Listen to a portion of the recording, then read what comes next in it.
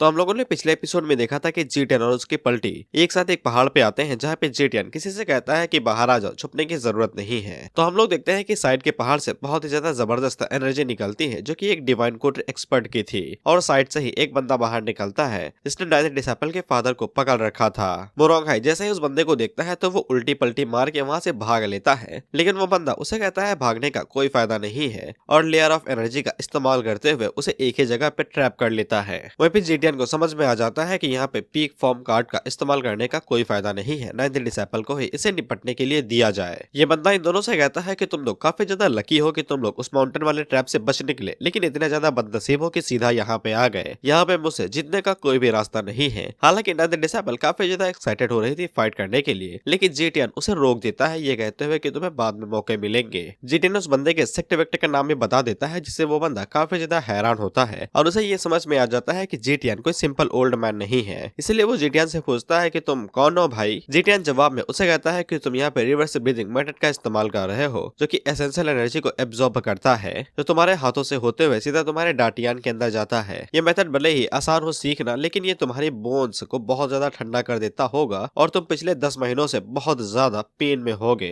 और तुम्हारे पास जीने को सिर्फ 3 ही दिन बचे हैं मुन्ना। जिससे ये बंदा काफी ज्यादा हैरान होता है कि साला पलक झपकते ही एक्सरे निकाल दिया मेरा। ये बंदा भी अपने मन के अंदर सोचता है कि कल्टीवेशन की दुनिया में कई सारे अजीब लोग होते हैं और उनके पास उनके खुद ही सीक्रेट होते हैं। इसने पिछले 20 सालों से कल्टीवेशन टेक्निक को सीख रहा था 3 स्टाइल को, जिसकी वजह से ये डिवाइन कोड रियलम में तो पहुंच गया, लेकिन काफी ज्यादा भारी कीमत चुकानी पड़ी और जीने के लिए बस 3 ही महीने बचे हैं। इसीलिए वो जी10 से चीखते हुए पूछता है कि कौन हो तुम। जी10 उसे ये कहता है कि तुमने दाओ सोसाइटी को धोखा दिया और तुमने सिर्फ 3 स्टाइल टेक्निक को ही सीखा, जबकि यहाँ पे 6 यांग्स टेक्निक भी होती है जिसकी मदद से तुम दोनों चीजों को बैलेंस कर सकते हो, लेकिन तुमने सिर्फ एक ही टेक्निक सीखी और ये मिरेकल है कि तुम साला अभी तक जिंदा बचे हुए हो। हालांकि इस बंदे ने कभी भी 6 यांग टेक्निक के बारे में सुना नहीं था, तो जी10 उससे कहता है कि तुम्हें नहीं पता इस बारे में, जिसके बाद ये पागलों की तरह हंसता है और एनर्जी को रिलीज करते हुए जी10 के ऊपर अटैक कर देता है, ये कहते हुए कि तुम्हारी हिम्मत कैसे हुई मुझे पुद्दू बनाने की। हालांकि जब ये अटैक करने के लिए जाता है तो होता कुछ भी नहीं है, क्योंकि नाइन्थ डिसेपल इसके अटैक को रोक लेती है और उससे कहती है कि अटैक करने से पहले मेरी परमिशन चाहिए होगी, जिसके बाद वो धक्का मार के उसे दूर फेंक देती है, जिससे ये और मोरोंघाई दोनों हैरान हो जाते हैं कि ये कोई 8 मेरिडियन बम्बासील कल्टीवेटर नहीं है।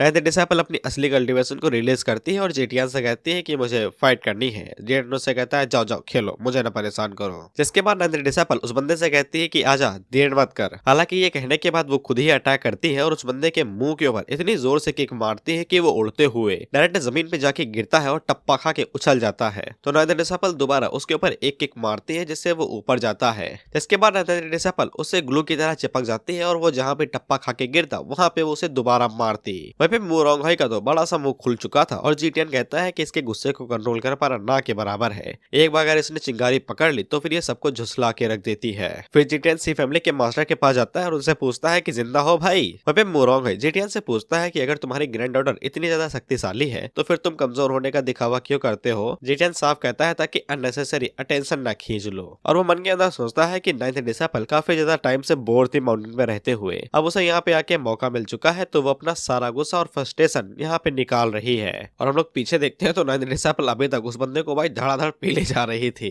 वही मोरोंघाई जी10 से पूछता है क्या तुम भी अपने स्ट्रेंथ छुपा रहे हो, और वो मन के अंदर यही सोचता है कि जब इसकी ग्रैंड डॉटर इतनी ज्यादा शक्तिशाली है तो ये पक्का कोई एक्सपर्ट ही होगा। हालांकि जी10 आगे से शर्माते हुए कहता है नहीं, मैं तो कमजोर हूँ। नाइन्थ डिसेपल की फाइट अब खत्म हो जाती है और वो उस बंदे से कहती है कि और लड़ना है, लेकिन ये बंदा अपने हाथ खड़े कर देता है। जी10 उसके पास जाता है और उसे कहता है क्या तुम्हें और ज्यादा कुछ खेलना है, और साथ ही में वो इस बंदे का नाम लेते हुए कहता है पैन जोंग। जिससे वो बंदा हैरान होकर कहता है कि तुम्हें मेरे नाम के बारे में कैसे पता है। जी10 उससे कहता है कि डायरेक्ट बिजनेस की बात करते हैं, तुम्हारे पास जीने को बस 3 महीने बचे हैं, क्या तुम मरना चाहते हो। पैन दोबारा खड़ा तो हो जाता है, लेकिन ये अभी भी कांप रहा था और कह रहा था कि इसकी कल्टीवेशन भले ही ज्यादा है लेकिन ये फिर भी मुझे मार नहीं पाएगी। जी10 उससे कहता है कि तुम 3 स्टाइल टेक्निक का पूरा फायदा तभी उठा पाओगे जब 6 यांग टेक्निक को एक साथ इस्तेमाल करोगे। हालांकि पैन कहता है कि मैंने इस टेक्निक के बारे में सुना ही नहीं है। नाइन्थ डिसेपल कहती है कि ग्रैंडमा के पास काउंटलेस टेक्निक है जिससे पैन दोबारा हैरान होता है, लेकिन उसी टाइम पे हम लोग आसमान पे देखते हैं तो वहाँ पे सिक्स्थ जूनियर सिस्टर आ गई थी। नाइन्थ डिसेबल सिक्स्थ से काफी ज्यादा डर जाती है और वो जेटियन के पीछे छुप जाती है। हालांकि जेटियन उससे कहता है डर क्यों नहीं हो। नाइन्थ डिसेबल भी सोचती है कि मुझे क्यों डर लग रहा है भाई, जब मास्टर यहाँ पे है। वहाँ पे मोरोंग है, जैसे ही उस चीज को उड़ते हुए देखता है तो वो आगे से कहता है कि यहाँ पे कई सारे ब्रह्मासी रियलम के कल्टीवेटर हैं और साथ में यहाँ पे कुछ तो ऐसे भी हैं जो कि हवा में भी उड़ रहे हैं, और जो हवा में उड़ते हैं उन्हें ज्यादा पावरफुल माना जाता है, जिनके सामने ब्रह्मासी रियलम के एक्सपर्ट्स वर्थलेस होते हैं। और साथ ही में यहाँ पे कुछ ऐसे भी एक्सपर्ट हैं जो कि डिवाइन कोड एक्सपर्ट है, और ऊपर से फ्लाइंग क्रोइड को चलाने वाला एक लीडर के लिए बहुत ही ज्यादा सिंबल माना जाता है, जो पावरफुल लीडर होता है। सिक्स्थ डिसेबल नाइन्थ से कहती है कि तुम अभी भी उतनी ही ज्यादा पावरफुल हो जितनी पहले हुआ करती थी। उन पे पैन तो घबरा ही जाता है क्योंकि जिसने उसे ये काम दिया था वो उसकी छोटी बहन निकली। वहीं पे नाइन्थ डिसेबल उसे कहती है कि मैं तुम्हारी कोई जूनियर सिस्टर विस्टर नहीं हूँ। सिक्स उससे कहती है कि तुम हो पहले की तरह ही इनोसेंट और उतनी ही प्यारी। वहीं पे यहाँ पे जितने भी लोग थे वो जो इस जीटियन को पहचान ही नहीं पा रहे थे, और सब कह रहे थे कि आपने तो कहा था कि यहाँ पे वो बूढ़ा विलन होगा, लेकिन यहाँ तो बस एक छोटी सी चीटी पड़ी हुई है। जीटियन मन के अंदर सोचता है कि मेरा चेहरा इतना बदल गया क्या,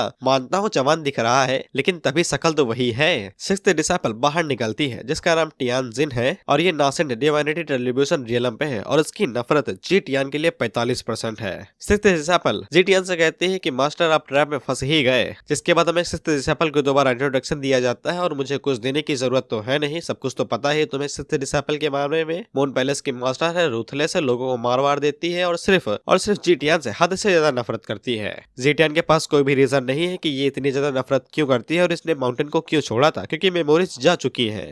सिक्स्थ डिसेबल जैसे ही जीटियन को अपना मास्टर कहती है तो पीछे की तरफ जो लोग खड़े थे इनके पसीने छूटने लगते हैं, और ये सभी एक साथ चिल्लाते हुए कहते हैं कि ये है वो लेजेंडरी बुढ़ा फेमस पैट्रियार्च है जो एक बार में ही 18,000 लोगों को मार दे। वह मोरोंग का मुंह इतना बड़ा खुल जाता है कि उसका जबड़ा जमीन से ज्यादा टकराता है, और वो मन के अंदर सोचता है कि मैं इससे इतनी देर तक बातें कर रहा था, बेहतर यही होगा कि मैं कब्र खुद ही खोद लूं और सो जाऊं उसके अंदर। जेटियन सिक्स्थ डिसेबल से कहता है कि अगर अभी भी माउंटेन के वापस आ जाओ तो फिर मैं तुम्हें अपने डिसेबल मान लूंगा। टेंथ डिसेबल कहती है कि मैंने मास्टर सिर्फ इसीलिए बोला है क्योंकि रिस्पेक्ट बची हुई है, बाकी वापस आने के बारे में कुछ पूछे ही नहीं। वहीं पे आस पास के जो भी लोग खड़े थे वो सभी जीटियन से कहते हैं कि तुम पिछली बार जीत गए थे ड्रग का इस्तेमाल करके, लेकिन इस बार जीत नहीं पाओगे, हम तुम्हें यहीं पे मार देंगे। जीटियन पूछता है तुम्हें कैसे पता चला कि मैं यहीं पे होऊंगा, तो सिक्स्थ आगे से बताती है कि मैंने सोचा भी नहीं था कि एक पावरफुल विलन खुद का बेस बदलेगा और इस तरीके से गलियों में घूमेगा। अगर मैं कहूँ कि मैंने गेस किया था तो फिर क्या तुम यकीन करोगे? जीटियन सिक्स्थ डिसेबल से कहता है कि मैंने तुम्हें ब्लू वेव्स टेक्निक सिखाई और तुम्हें आर्मोरियस होप भी दिया ताकि तुम खुद को इस डेंजरस कल्टीवेशन की दुनिया में बचा सको, ना कि मुझे धोखा दो। सिक्स्थ डिसेबल आगे से हंसते हुए कहती है क्या तुम्हें लगता है कि तुम मुझे उसी तरीके से ट्रीट कर सकते हो जैसे किया करते थे? तुम अब पहले की तरह सेम नहीं हो। जेटियान जो पहले की तरह दुनिया को क्योस के अंदर झोंक देता था, अब यहीं पे वो मारा जाएगा और यही जगह उसका ग्रेवयार्ड बनेगी। जीटियन उससे पूछता है कि अच्छा तुम्हें ये किसने बताया कि मैं यहीं पे होऊंगा? बाकी गद्दारों ने। लेकिन सिक्स्थ डिसेबल आगे से बम फोड़ती है ये कहते हुए कि मुझे उनकी जरूरत ही नहीं है, सी फैमिली को किडनैप करने वाली मैं ही थी ताकि मैं तुमको और नाइन्थ डिसेबल को यहाँ पे ला सकूं। इससे पैन भी हैरान होता है कि उसको ये टास्क देने वाला सिक्स्थ जूनियर सिस्टर ही थी। हालांकि सिक्स्थ जूनियर सिस्टर उससे कहती है कि अपना काम करो, तुम्हें तुम्हारे पैसे मिल जाएंगे। जीटियन आगे से कहता है कि मैंने पहले भी लाखों लोगों को मारा है और कुछ और को मारने में मेरा कुछ भी नहीं बिगड़ेगा। सिक्स्थ डिसेबल उसे कहती है कि तुम अभी भी दिखावा करोगे क्या? उस ड्रग की वजह से तुम पावरफुल बने थे, इससे तुम्हारी कल्टीवेशन बूस्ट हो गई थी कुछ टाइम के लिए, लेकिन उसका इफेक्ट सिर्फ आधे दिन तक ही रहता है, तुम उसका हमेशा इस्तेमाल नहीं कर पाओगे। जीटियन बताता है कि वो सीक्रेट ड्रग प्रिमल फील्ड एक सीक्रेट ड्रग थी जिसको मेडिसिन किंग ने बनाया था पास्ट में, लेकिन जो सत्यवादी सेक्ट थे उन्होंने इसका बहिष्कार कर दिया क्योंकि इसका इफेक्ट बहुत ही ज्यादा ब्रूटल और इवल था। लेकिन अब ये ड्रग यहाँ पे है ही नहीं, वो काफी टाइम पहले ही गायब हो चुका था, और मैंने सोचा भी नहीं था कि ये साले मुझे उसके साथ जोड़ देंगे, जबकि मेरा उसमें कोई लेना देना ही नहीं था। सिक्स्थ डिसेबल एक और बम फोड़ती है ये बताते हुए कि इस पूरी जगह को सीक्रेट अरे से घेर रखा गया है। अगर तुम किसी तरीके का ड्रग इस्तेमाल कर रहे होगे तो वो बेफालतू है, तुम यहाँ पे किसी भी तरीके का ड्रग इस्तेमाल नहीं कर पाओगे। जब मैंने यहाँ पे तुम्हें बुलाया था तो इसका मतलब यही हुआ कि तुम मारे जाओगे, और जब तुम मारे जाओगे तो फिर मैं कुछ लोगों को भेजूंगी तुम्हारे माउंटेन के ऊपर ताकि वो उसे भी पूरी तरीके से दफन कर दें। और साथ से कुछ रॉटियस एक्सपर्ट्स कुछ ही देर में तुम्हारे माउंटेन के पास पहुंचते ही होंगे। फोर्थ और सीनियर ब्रदर वहाँ पे काफी ज्यादा देर तक उन्हें रोक नहीं पाएंगे और सब कुछ समाप्त हो जाएगा। जीटियन मन के अंदर सोचता है कि ये इसने डायरेक्ट अटैक करने के बारे में नहीं सोचा, ये अभी भी जीटियन डाउ से काफी ज्यादा डरती है, इसीलिए पहले हमला नहीं कर रही है और कुछ लोगों को लेके आई है ताकि उन्हें बलि का बकरा बना सके। डिसेबल को भी समझ में आ जाता है कि फिफ्थ ने एक बात कही थी कि जेटियन बदल चुका है तो वो सच में बदल चुका है। वो गुस्सा नहीं हुआ और भड़का नहीं, सीधा चुपचाप बैठा हुआ है। अब उसी टाइम पे वहाँ पे फूगी आता है, पता नहीं क्यों अचानक से, और वो सबसे पहले आके सी मास्टर को चेक करता है और घुटनों पे बैठ के जीटीएन को पीछे से शुक्रिया कहता है और अचानक से खंजर निकालता है और जीटीएन के ऊपर अटैक कर देता है। इसे सभी लोग हैरान हो जाते हैं कि अचानक से ये फूगी बाबा हथियारे कैसे बन गए, और ऊपर से इसके कल्टीवेशन डिवाइन कोट एक्सपर्ट की थी। और बेशक इन सभी चीजों के पीछे भी सिक्स्थ डिसेबल का ही हाथ था और उसे यकीन था कि जीटीएन इस अटैक को डॉज कर ही नहीं सकता है, और जब जीटीएन नाउ हर्ट हो जाएगा तब ये सभी एक साथ उसके ऊपर अटैक करेंगे और उसे मार देंगे। वह फूगी को लग रहा था कि उसने जादू दिखा दिया और वो चमक रहा था। हालांकि उसकी फट तो तब जाती है जब वो ड्रैगर हल्का सा भी आगे नहीं जाता है, और फूगी बताता है कि ये ड्रैगर एक पॉइजन अर्थ ग्रेड का ट्रेजर है और उसके स्ट्रेंथ के साथ में ये किसी की भी बॉडी को आर पार कर सकता है यूं छूने से ही। ऊपर से फूगी एक एक्सीलेंट असैसिन है और उसने आज तक एक भी मिशन फेल नहीं किया है। हालांकि वो इस बार फेल होने वाला है क्योंकि उसका ड्रैगर एक इनविंसिबल फोर्स की वजह से ब्लॉक हो गया था। इसके बाद जीटीएन पीक फॉर्म कार्ड का इस्तेमाल करता है और पीछे मुड़ के फूगी से कहता है कि मुझे किसी ट्रक की जरूरत है तुम सभी लोगों को मारने की, और जीटीएन की पावर की फोर्स की वजह से फूगी उड़ते हुए दूर जाके गिरता है और उसका हाथ कट जाता है। वह फिर जीटीएन की पावर जैसे ही रिलीज होती है तो उसका प्रेशर काफी ज्यादा खतरनाक था और वो सभी लोग हैरान हो जाते हैं कि ये तो पहले की तरह शक्तिशाली नहीं था, अचानक से इसकी पावर कैसे बढ़ गई, जो हमने ट्रैप यहाँ पे बिछाया था उसके सब अलग है क्या। वह सिक्स्थ डिसेबल भी हैरान होती है कि उसने यहाँ पे जो फॉर्मेशन लगाई हुई थी क्या वो ड्रग के खिलाफ काम नहीं कर रही है क्या, और उसे भी महसूस हो जाता है कि जीटीएन का ऑरा उसके यंग बॉडी के हिसाब से पीक स्टेज पे पहुंच चुका है, जैसे कि वो दोबारा अपनी पीक स्टेज पे पहुंच रहा हो। और जीटीएन सिक्स्थ डिसेबल से कहता है कि तुमने यहाँ पे ये सभी प्लान बनाया, तुम्हें क्या लगता है कि मुझे इस बारे में पता नहीं होगा। सिक्स्थ डिसेबल अपने माइंड के अंदर सोचते है कि उसे इतने सालों से एक भी बार डर नहीं लगा था, लेकिन आज अचानक से उसे वो सब कुछ डर दोबारा लगने लगा है। जिस डर को वो भूल गए थे उसका एहसास उसे दोबारा होने लगा है। उसने जो भी प्लान बनाए थे वो सभी एक झटके के अंदर चकनाचूर हो गए। जीटीएन अपने हाथ को उठाता है तो फूगी उड़ते हुए उसके पास आ जाता है और सिक्स्थ डिसेबल से कहता है कि दुनिया के अंदर सभी लोगों को इंपीरियल टोकन के बारे में पता है, ऐसा कैसे हो सकता है कि मोरोंग हाई को इस टोकन के बारे में पता ना हो, तुम्हें इस तरीके से कभी भी सोचना नहीं चाहिए था। ऑथर हमें बताता है कि ये आदमी सच में सिक्स्थ डिसेबल ने ही लगाया हुआ था सी फैमिली के अंदर, और जब इसने जीटीएन और नाइन्थ डिसेबल को देखा तब इसे यकीन नहीं था कि ये दोनों सच में माउंटेन के जीटीएन डाओ और डिसेबल हो सकते हैं। लेकिन जब इसने टोकन देखा तो फिर इसे सब कुछ समझ में आ गया और इसने सिक्स्थ डिसेबल के प्लान को कंटिन्यू करने के बारे में सोचा, और आधी रात में इसने एक बार जीटीएन डाओ के ऊपर अटैक करने के बारे में भी सोचा, लेकिन इसने किया नहीं इस डर से कि ये सिक्स्थ डिसेबल के प्लान को बर्बाद कर सकता है। वहीं पे फूगी जीटीएन से कहता है कि तुम मुझे मार नहीं सकते हो। वहीं पे सभी लोग मन के अंदर सोचते हैं कि एवरी डिवाइन कोर्ट वाले रियलम के बंदे को कोई ना कोई पावरफुल फैमिली सपोर्ट करती ही है, लेकिन क्या ये चीज सच में मैटर करती है किसी ऐसे बंदे के सामने, एक ऐसे विलन के सामने जिससे पूरी दुनिया डरती है? नहीं। और जीटीएन अगले ही पल में फूगी को एक गेंद बना देता है और उसकी पसलियां तोड़ के उसे मार देता है, वो भी इस तरीके की इवल स्माइल करते हुए, और सिस्टम इसे रिवॉर्ड देता है 200 पॉइंट। सिक्स्थ डिसेबल वहां से तुरंत कल्टी मार लेती है बाकी लोगों से कहते हुए कि वो ज्यादा देर तक यहाँ पे टिक नहीं पाएगा, ड्रग का असर खत्म ही हो जाएगा, जिसके बाद वो तुरंत वहां से भाग जाती है। जीटीएन पीछे मुड़ता है और पैन से कहता है कि मैं तुम्हें एक मौका दे रहा हूँ, जिसपे पैन आगे से कांपते हुए कहता है कि मैं आपकी सर्विस में हाजिर हो जनाब, बस मेरी जिंदगी बख्श दीजिए। और वो मन के अंदर सोचता है कि ऐसा मुमकिन ही नहीं है कि मैं इस माइटी एक्सपर्ट से बच के भाग सकूं, अगर भीख मांगू तो शायद से जिंदा रहने के चांसेस हो। जीटीएन पैन से कहता है कि यहाँ पे जितने भी बर्मसी कल्टीवेटर हैं उन सभी को मार दो, मैं तुम्हें 6 यंग टेक्निक दे दूंगा, जिंदा रहना है या मरना है ये तुम्हारे ऊपर निर्भर करता है। इसके बाद जीटीएन चुटकी बजाता है तो फिर वहाँ पे विजार्ड आ जाता है। वहीं पे वो सभी लोग विजार्ड को देख के हैरान हो जाते हैं क्योंकि विजार्ड एक लेजेंडरी माउंट है और विजार्ड को आज तक इस दुनिया के ऊपर हजारों सालों में पहली बार देखा गया है। इसे एक मिथ माना जाता है कि विजार्ड होते हैं, लेकिन आज तक किसी ने देखा नहीं था। जीटीएन नाइन्थ डिसेबल से कहता है कि अपने फादर को लो और अपने माउंटेन में लौट जाओ, मैं कुछ ही देर में वापस आ जाऊंगा। फिर नाइन्थ डिसेबल विजार्ड के ऊपर बैठ के वहां से चली जाती है अपने फादर को लेके। वो पे पैन भी जीटीएन के लिए सबऑर्डिनेट बन चुका था, स्टूडेंट नहीं सबऑर्डिनेट, ठीक है। और जीटीएन को हल्के फुल्के पॉइंट मिलते हैं 100 के आसपास। इसके बाद जीटीएन वहां से उड़ते हुए चला जाता है सिक्स्थ डिसेबल को पकड़ने के लिए। वह बाकी वहां पे जितने भी डिवाइन कोड के कल्टीवेटर वल्टीवेटर थे वो सभी अपनी धर्मा बॉडी वहां पे निकाल लेते हैं और जीटीएन को रोकने की कोशिश करने लगते हैं। हालांकि जब जीटीएन वहां पे अपने अवतार को बुलाता है तो वो सभी एक झटके के अंदर आम की तरह चूके नीचे गिर जाते हैं। वह पे पैन भी जल्दी से अपना काम शुरू कर देता है और वहां पे जितने भी कल्टीवेटर थे उन सभी को एक एक करके मारने लगता है। वह पे बच्चे कुछ जितने भी कल्टीवेटर थे वो सभी वहां से भागने लगते हैं, ये कहते हुए कि यहाँ से भागो नहीं तो मारे जाओगे। वहीं पे हम लोग जीटीएन को देखते हैं जो कि आगे से कोई युवान शॉट टेक्निक का इस्तेमाल करने वाला था, तो फिर ये कल्टीवेटर जल्दी से अलग अलग दिशा दिशा में भागने लगते हैं ताकि भाग सके, लेकिन इसका कोई फायदा नहीं था। वो शॉट धीरे धीरे करके काली और गहरी काली होती जा रही थी। इसके बाद जेटियन वहाँ पे शॉट डेविल्स डेस्टिनी का इस्तेमाल करता है और आसमान से कई सारी शॉट धड़ाधड़ नीचे आके गिरती हैं, जो कि उन सभी कल्टीवेटर के सीने को चीरते हुए जाती हैं और वो सभी मारे जाते हैं। पैनमैन के अंदर सोचता है कुईवन shot technique famous ultimate skill है सैंग ओरोंग की, जो कि सेकंड डिसाइपल है। लेकिन ये काफी ज्यादा दुख की बात है कि वो लोग समझ ही नहीं पाए कि वो किसका सामना कर रहे हैं। वो चाहे जहाँ पे भी भाग जाते, लेकिन वो शॉट उनका पीछा करती और उन्हें मार ही देती।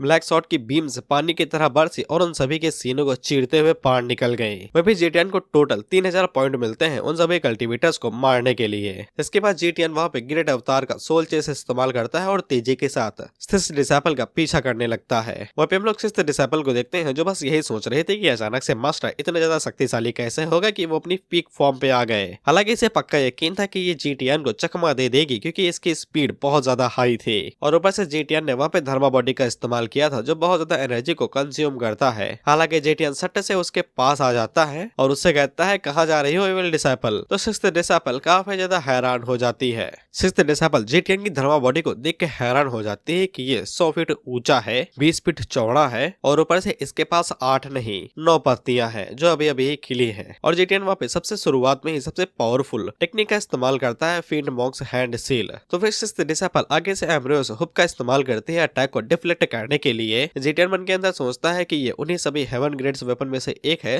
जो जेटियन डाउ अपने स्टूडेंट को दिया था, और वो सिक्स्थ डिसाइपल से कहता है कि ये वेपन मैंने ही दिया था तो वापस भी ले सकता हूँ। जिसके बाद वो एमोरियस हुप को वापस बुलाने लगता है। एमोरियस हुप जैसा नाम वैसा काम, इसके एजेस काफी ज्यादा शार्प होते हैं और अगर कोई कल्टीवेटर इसके अंदर एनर्जी भर दे तो ये और ज्यादा टेरिफाइंग हो जाते हैं। एमोरियस शब्द का मतलब प्यार नहीं नफरत होता है, इसलिए अगर ये किसी चीज के साथ टकराता है तो फिर कोई फर्क नहीं पड़ता है, ये उसे कभी भी जाने नहीं देगा। सिक्स्थ डिसाइपल जल्दी से एमोरियस हुप को वापस बुलाने की कोशिश करती है, क्योंकि अगर वो चला गया तो उसकी स्ट्रेंथ बहुत ज्यादा गिर जाएगी। इसलिए ये आगे से ब्लू वेव टेक्निक का इस्तेमाल करती है। तो जेटियन उसे कहता है कि ये दुख की बात है कि तुम उस अपोनेंट का सामना कर रही हो जो ब्लू वेव्स टेक्निक के बारे में तुमसे बेहतर जानता है, और जेटियन भी आगे से इसी सेम टेक्निक का इस्तेमाल करता है। तो उसकी लहर की जो फीट होती है वो सिक्स्थ डिसाइपल के मुकाबले बहुत ज्यादा बड़ी होती है। वैसे जेटियन सिक्स्थ डिसाइपल के लिए कोई उम्मीद ही नहीं छोड़ता है और वो वेव सीधा जाके सिक्स्थ डिसाइपल से टकराती है, जिससे वो काफी ज्यादा घायल हो जाती है। वहीं पे जेटियन आसपास और कोई गद्दारों को सेंस नहीं कर पा रहा था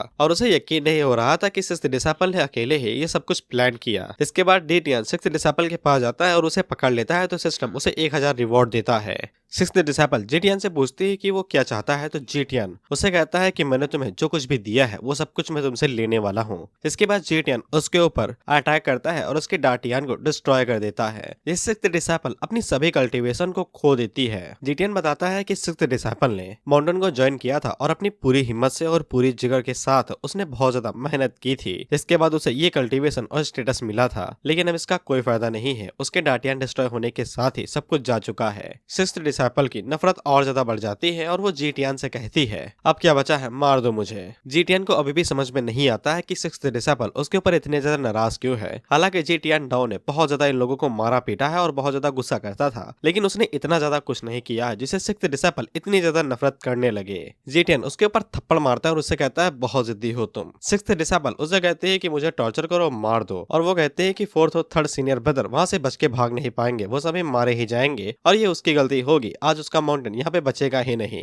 जेटियन को इसकी कोई चिंता नहीं थी। फोर्थ ब्रदर बहुत ज्यादा चालाक है, वो इतना हरामी है कि अपनी जिंदगी कभी भी खतरे में नहीं डालेगा, इसीलिए वो दोनों सेफ ही होंगे। जेटियन सिक्स्थ डिसाइपल को डांटता है और उससे कहता है कि तुम्हें किस बात की चिंता है, जब तक मैं जिंदा हूँ कोई भी माउंटेन के ऊपर कुछ नहीं कर पाएगा। जिसके बाद वो अपने हाथ को आगे बढ़ाता है तो सिक्स्थ डिसाइपल डरने लगती है कि उसका काम खत्म हुआ, लेकिन वो ये देख के हैरान हो जाती है कि वो अभी भी जिंदा है और जेटियन उसे अपने साथ लेके जाता है सोल सर्च का इस्तेमाल करते हुए। इसे जेटियन हैरान हो जाती है कि ऐसी डिवाइन एबिलिटी का इस्तेमाल जेटियन लगातार कैसे कर पा रहा है, क्या इसकी एनर्जी खत्म नहीं होती। सिक्स्थ डिसाइपल को ये बात समझ में नहीं आ रही थी कि इतनी ज्यादा एनर्जी आ कैसे रही है, क्योंकि भले ही कल्टीवेटर कॉमन लोगों के मुकाबले में ज्यादा जिंदा रहते हैं, लेकिन बुढ़ापे की उम्र में उनकी भी कल्टीवेशन लेवल कम होता जाता है और साथ ही में उनकी एनर्जी भी, और आखिर में वो मारे ही जाते हैं। लेकिन जेटियन के साथ तो ऐसा केस ही नहीं है। वो इतना ज्यादा बुढ़ा है लेकिन इसके बावजूद एनर्जी कम होने का नाम ही नहीं ले रही है, और वो जेटियन से कहती है कि मैं स्वीकार करती हूँ कि मैंने तुम्हें गलत जज कर लिया, लेकिन मुझे पकड़ने के बाद तुम्हारा बुरा टाइम शुरू हो जाएगा।